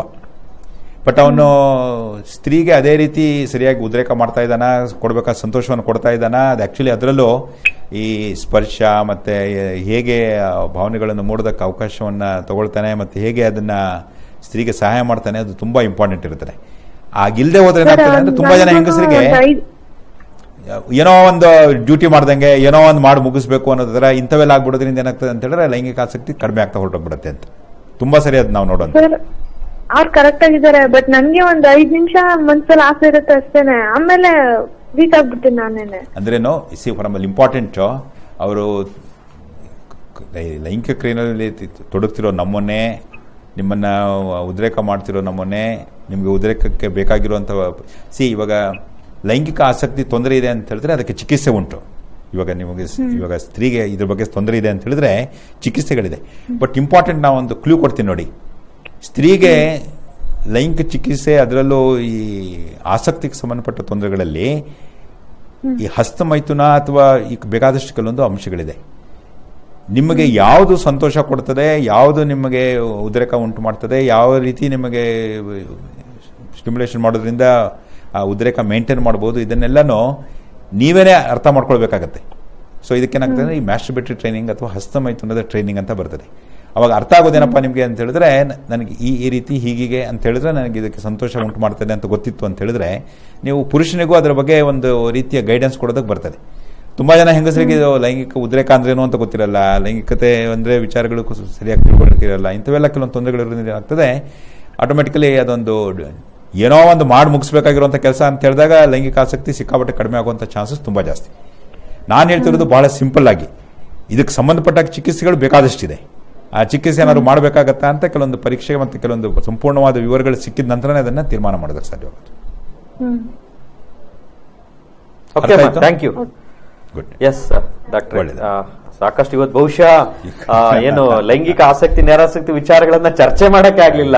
ಸಾಮಾನ್ಯವಾಗಿ ಮಕ್ಕಳಿಲ್ದೇ ಇರುವಂತ ಸಮಸ್ಯೆ ಈ ತರದ್ದೇ ಬಹುಶಃ ಇವತ್ತಿನ ಫುಲ್ ಸಂಪೂರ್ಣ ಕಾರ್ಯಕ್ರಮ ಇದಕ್ಕೆ ಆಯ್ತು. ಬಹುಶಃ ಮುಂದಿನ ವಾರ ಈ ಲೈಂಗಿಕ ಆಸಕ್ತಿ ಮತ್ತೆ ಅತಿಯಾದ ಆಸಕ್ತಿ ಮತ್ತೆ ನಿರಾಸಕ್ತಿ ಇವುಗಳಿಗೆಲ್ಲ ಕಾರಣಗಳು ಅದು ಪರಿಹಾರಗಳನ್ನ ನಾವು ಪ್ರತಿ ವಾರ ಭೇಟಿ ಮಾಡ್ತಿರೋದ್ರಿಂದ ಈ ಪ್ರಶ್ನೆಗಳಿಗೆ ನಾವು ಉತ್ತರ ಮಾಡೋದು ಬಹಳ ಮುಖ್ಯ. ಯಾಕೆಂದ್ರೆ ಅವರು ಕೂಡ ಕಾತ್ರದಿಂದ ಅವರ ಸಮಸ್ಯೆಗಳನ್ನ ಹೇಳ್ಕೊಳ್ಬೇಕು ಅಂತಿರ್ತಾರೆ. ಮತ್ತೆ ನೇರವಾಗಿ ಬಂದು ಹೇಳ್ಕೊಳ್ತಿದ್ರು, ಈ ರೀತಿ ದೂರವಾಣಿ ಮುಖಾನ ಹೇಳ್ಕೊಂಡು ಬಹುಶಃ ಅಂಜಿಕೆ ಇರುವಂತವ್ರು ಇಲ್ಲಿ ಅವರ ಅಂಜಿಕೆಯನ್ನ ಪರಿಹರಿಸಿಕೊಳ್ಬಹುದು ಅಂತಕ್ಕಂಥದ್ದು. ಓಕೆ ಡಾಕ್ಟ್ರೆ, ತಮಗೆ ತುಂಬಾ ಧನ್ಯವಾದಗಳು. ಕಾರ್ಯಕ್ರಮದ ಸಾಕಷ್ಟು ಮಾಹಿತಿಯನ್ನ ಕೊಟ್ಟು. ನಮಸ್ತೆ. ವೀಕ್ಷಕರೇ, ಇನ್ನು ನೀವು ಡಾಕ್ಟರ್ ಸತ್ಯನಾರಾಯಣ ರಾವ್ ಅವ್ರನ್ನ ಭೇಟಿ ಆಗ್ಬೇಕು ಅಂತಂದ್ರೆ ಮಂಡ್ಯದ ವಿನಾಯಕ ನರ್ಸಿಂಗ್ ಹೋಮ್ ಅಂತ 100 ಅಡಿ ರಸ್ತೆನಲ್ಲಿ ವಿನಾಯಕ ನರ್ಸಿಂಗ್ ಹೋಮ್ ಇದೆ. ಅಲ್ಲಿ ಡಾಕ್ಟರ್ ಸತ್ಯನಾರಾಯಣ ಅವ್ರನ್ನ ನೀವು ಭೇಟಿ ಆಗಬಹುದು. ಅವರ ಮೊಬೈಲ್ ಸಂಖ್ಯೆಗಳನ್ನ ನಾವೇನು ಈಗಾಗಲೇ ಟಿವಿ ಪರದೆ ಮೇಲೆ ತೋರಿಸಿದೀವಿ. ಆ ಸಂಖ್ಯೆಗಳಿಗೆ ನೀವು ಕರೆಯನ್ನ ಮಾಡಿದ್ರೆ ಅವರು ಮಂಡ್ಯದಲ್ಲಿ ಸಿಗಬೇಕು ಅನ್ನೋದ್ರ ಬಗ್ಗೆ ಮಾಹಿತಿ ಕೊಡ್ತಾರೆ. ಜೊತೆಗೆ ಅವರು ಮೈಸೂರಿನ ಪ್ರೇರಣಾ ಆಸ್ಪತ್ರೆ ಏನಿದೆ, ಉದಯ ರವಿ ರಸ್ತೆ, ಕುವೆಂಪು ನಗರದ ಉದಯ ರವಿ ರಸ್ತೆಯಲ್ಲಿರುವಂತಹ ಪ್ರೇರಣಾ ಆಸ್ಪತ್ರೆಯಲ್ಲಿ ಯಾವತ್ತು ಡಾಕ್ಟ್ರೆ? ಬುಧವಾರ, ಪ್ರತಿ ಬುಧವಾರ 4:30ಯಿಂದ 6:30 ವೇಳೆಯ ನಡುವೆ ಅವರು ಮೈಸೂರಿನ ಪ್ರೇರಣಾ ಆಸ್ಪತ್ರೆಯಲ್ಲೂ ಕೂಡ ಅವರ ಒಂದು ಸಂದರ್ಶನ ಇರ್ತದೆ. ನೀವು ಅಲ್ಲಿ ಕೂಡ ಅಲ್ಲಿಯ ದೂರವಾಣಿ ಸಂಖ್ಯೆಗಳನ್ನ ನಾನು ಹೇಳ್ತೇನೆ. ಅಲ್ಲಿಗೆ ನೀವು ಕರೆಯನ್ನ ಮಾಡಿ ಅಪಾಯಿಂಟ್ಮೆಂಟ್ ಅನ್ನ ತಗೊಂಡಿದ್ರೆ ಹೋಗಿ ಆ ಸಮಯದಲ್ಲಿ ಅವ್ರನ್ನ ಭೇಟಿ ಆಗಬಹುದು. ಪ್ರೇರಣಾ ಆಸ್ಪತ್ರೆಯ ದೂರವಾಣಿ ಸಂಖ್ಯೆ 0821 400 6000. ಈ ಸಂಖ್ಯೆಗೆ ಕರೆಯನ್ನ ಮಾಡಿ ಅಲ್ಲಿ ಕೂಡ ಅವ್ರನ್ನ ಮೈಸೂರಿನ ಭಾಗದವರು ಭೇಟಿ ಆಗಬಹುದು. ಇನ್ನ ಮಂಡ್ಯಕ್ಕೆ ಹತ್ತಿರದಲ್ಲಿ ಇರ್ತಕ್ಕಂಥವ್ರು ವಿನಾಯಕ ನರ್ಸಿಂಗ್ ಹೋಮ್ ಅಲ್ಲಿ ಡಾಕ್ಟರ್ ಸತ್ಯನಾರಾಯಣ ಅವ್ರನ್ನ ಭೇಟಿ ಆಗಬಹುದು. ಅವರ ಮೊಬೈಲ್ ಸಂಖ್ಯೆ ನಾನು ಈಗಾಗಲೇ ಹೇಳಿದ್ದೇನೆ, 9845282399. ಹಾಗೇನೆ ಇನ್ನೊಂದು 9739993797. ಇದಕ್ಕೆ ಕರೆ ಮಾಡಿಬಿಟ್ಟು ನಿಮ್ದು ಯಾವುದೇ ರೀತಿಯಾದಂತಹ ಸಮಸ್ಯೆಗಳಿದ್ರೂ ಕೂಡ ಇದಕ್ಕೆ ಸಂಬಂಧಪಟ್ಟ ಹಾಗೆ ತಾವು ತೋರಿಸಬಹುದು ಅಂತ ಹೇಳ್ತಾ, ಈ ಕಾರ್ಯಕ್ರಮ ನಿರಂತರವಾಗಿ ಪ್ರತಿ ಬುಧವಾರ ಇದೇ ಸಮಯಕ್ಕೆ ಅಂದ್ರೆ 8ರಿಂದ 9ರವರೆಗೆ ಪ್ರಸಾರವಾಗ್ತದೆ. ಯಾವುದೇ ರೀತಿಯ ಅಂಜಿಕೆ ಅಳುಕಿಲ್ಲದೆ ನಿಮ್ಮ ಪ್ರಶ್ನೆಗಳನ್ನ ಕೇಳೋದಕ್ಕಿಂತ ಮುಂಚೆ ತುಂಬಾ ಸೈಲೆಂಟ್ ಆಗಿರುವಂತಹ ಜಾಗದಲ್ಲಿ ಬಂದು ಫೋನ್ ಅನ್ನ ಮಾಡಿ ನಿಮ್ಮ ಯಾವುದೇ ಸಮಸ್ಯೆ ಇದ್ರೂ ಕೂಡ ಕೇಳಿ ಅದಕ್ಕೆ ಉತ್ತರವನ್ನ ಪಡ್ಕೊಳ್ಳಿ. ಟಿವಿ ವ್ಯಾಲ್ಯೂಮ್ನ ಮ್ಯೂಟ್ ಮಾಡಿ ಮಾತಾಡಿ ಅನ್ನೋದು ಬಹಳ ಮುಖ್ಯ. ಯಾಕೆಂದ್ರೆ ಕರೆ ಸಿಗೋದೇ ಕಷ್ಟ ಇರುತ್ತೆ. ಸಿಕ್ಕಿದ ಕರೆ ಕಟ್ಟಾದಾಗ ನಿಮಗೆ ನಿರಾಶೆ ಆಗೋದು ಬೇಡ. ಮುಂಚೆನೆ ನಿರಾಶೆಯಿಂದ ಕರೆ ಮಾಡಿರ್ತೀರಿ, ಇದು ಒಂದು ನಿರಾಶೆ ಬೇಡ ಅಂತ ಹೇಳ್ತಾ ಇವತ್ತಿನ ಸುಮನ ಸುರತಿ ಕಾರ್ಯಕ್ರಮವನ್ನು ಇಲ್ಲಿ ಮುಗಿಸ್ತಾ ಇದ್ದೇವೆ. ಮತ್ತೆ ಮುಂದಿನ ವಾರ ಭೇಟಿಯಾಗೋಣ. ಅಲ್ಲಿವರೆಗೂ ನಮಸ್ಕಾರ, ಶುಭರಾತ್ರಿ. ನಮಸ್ತೆ.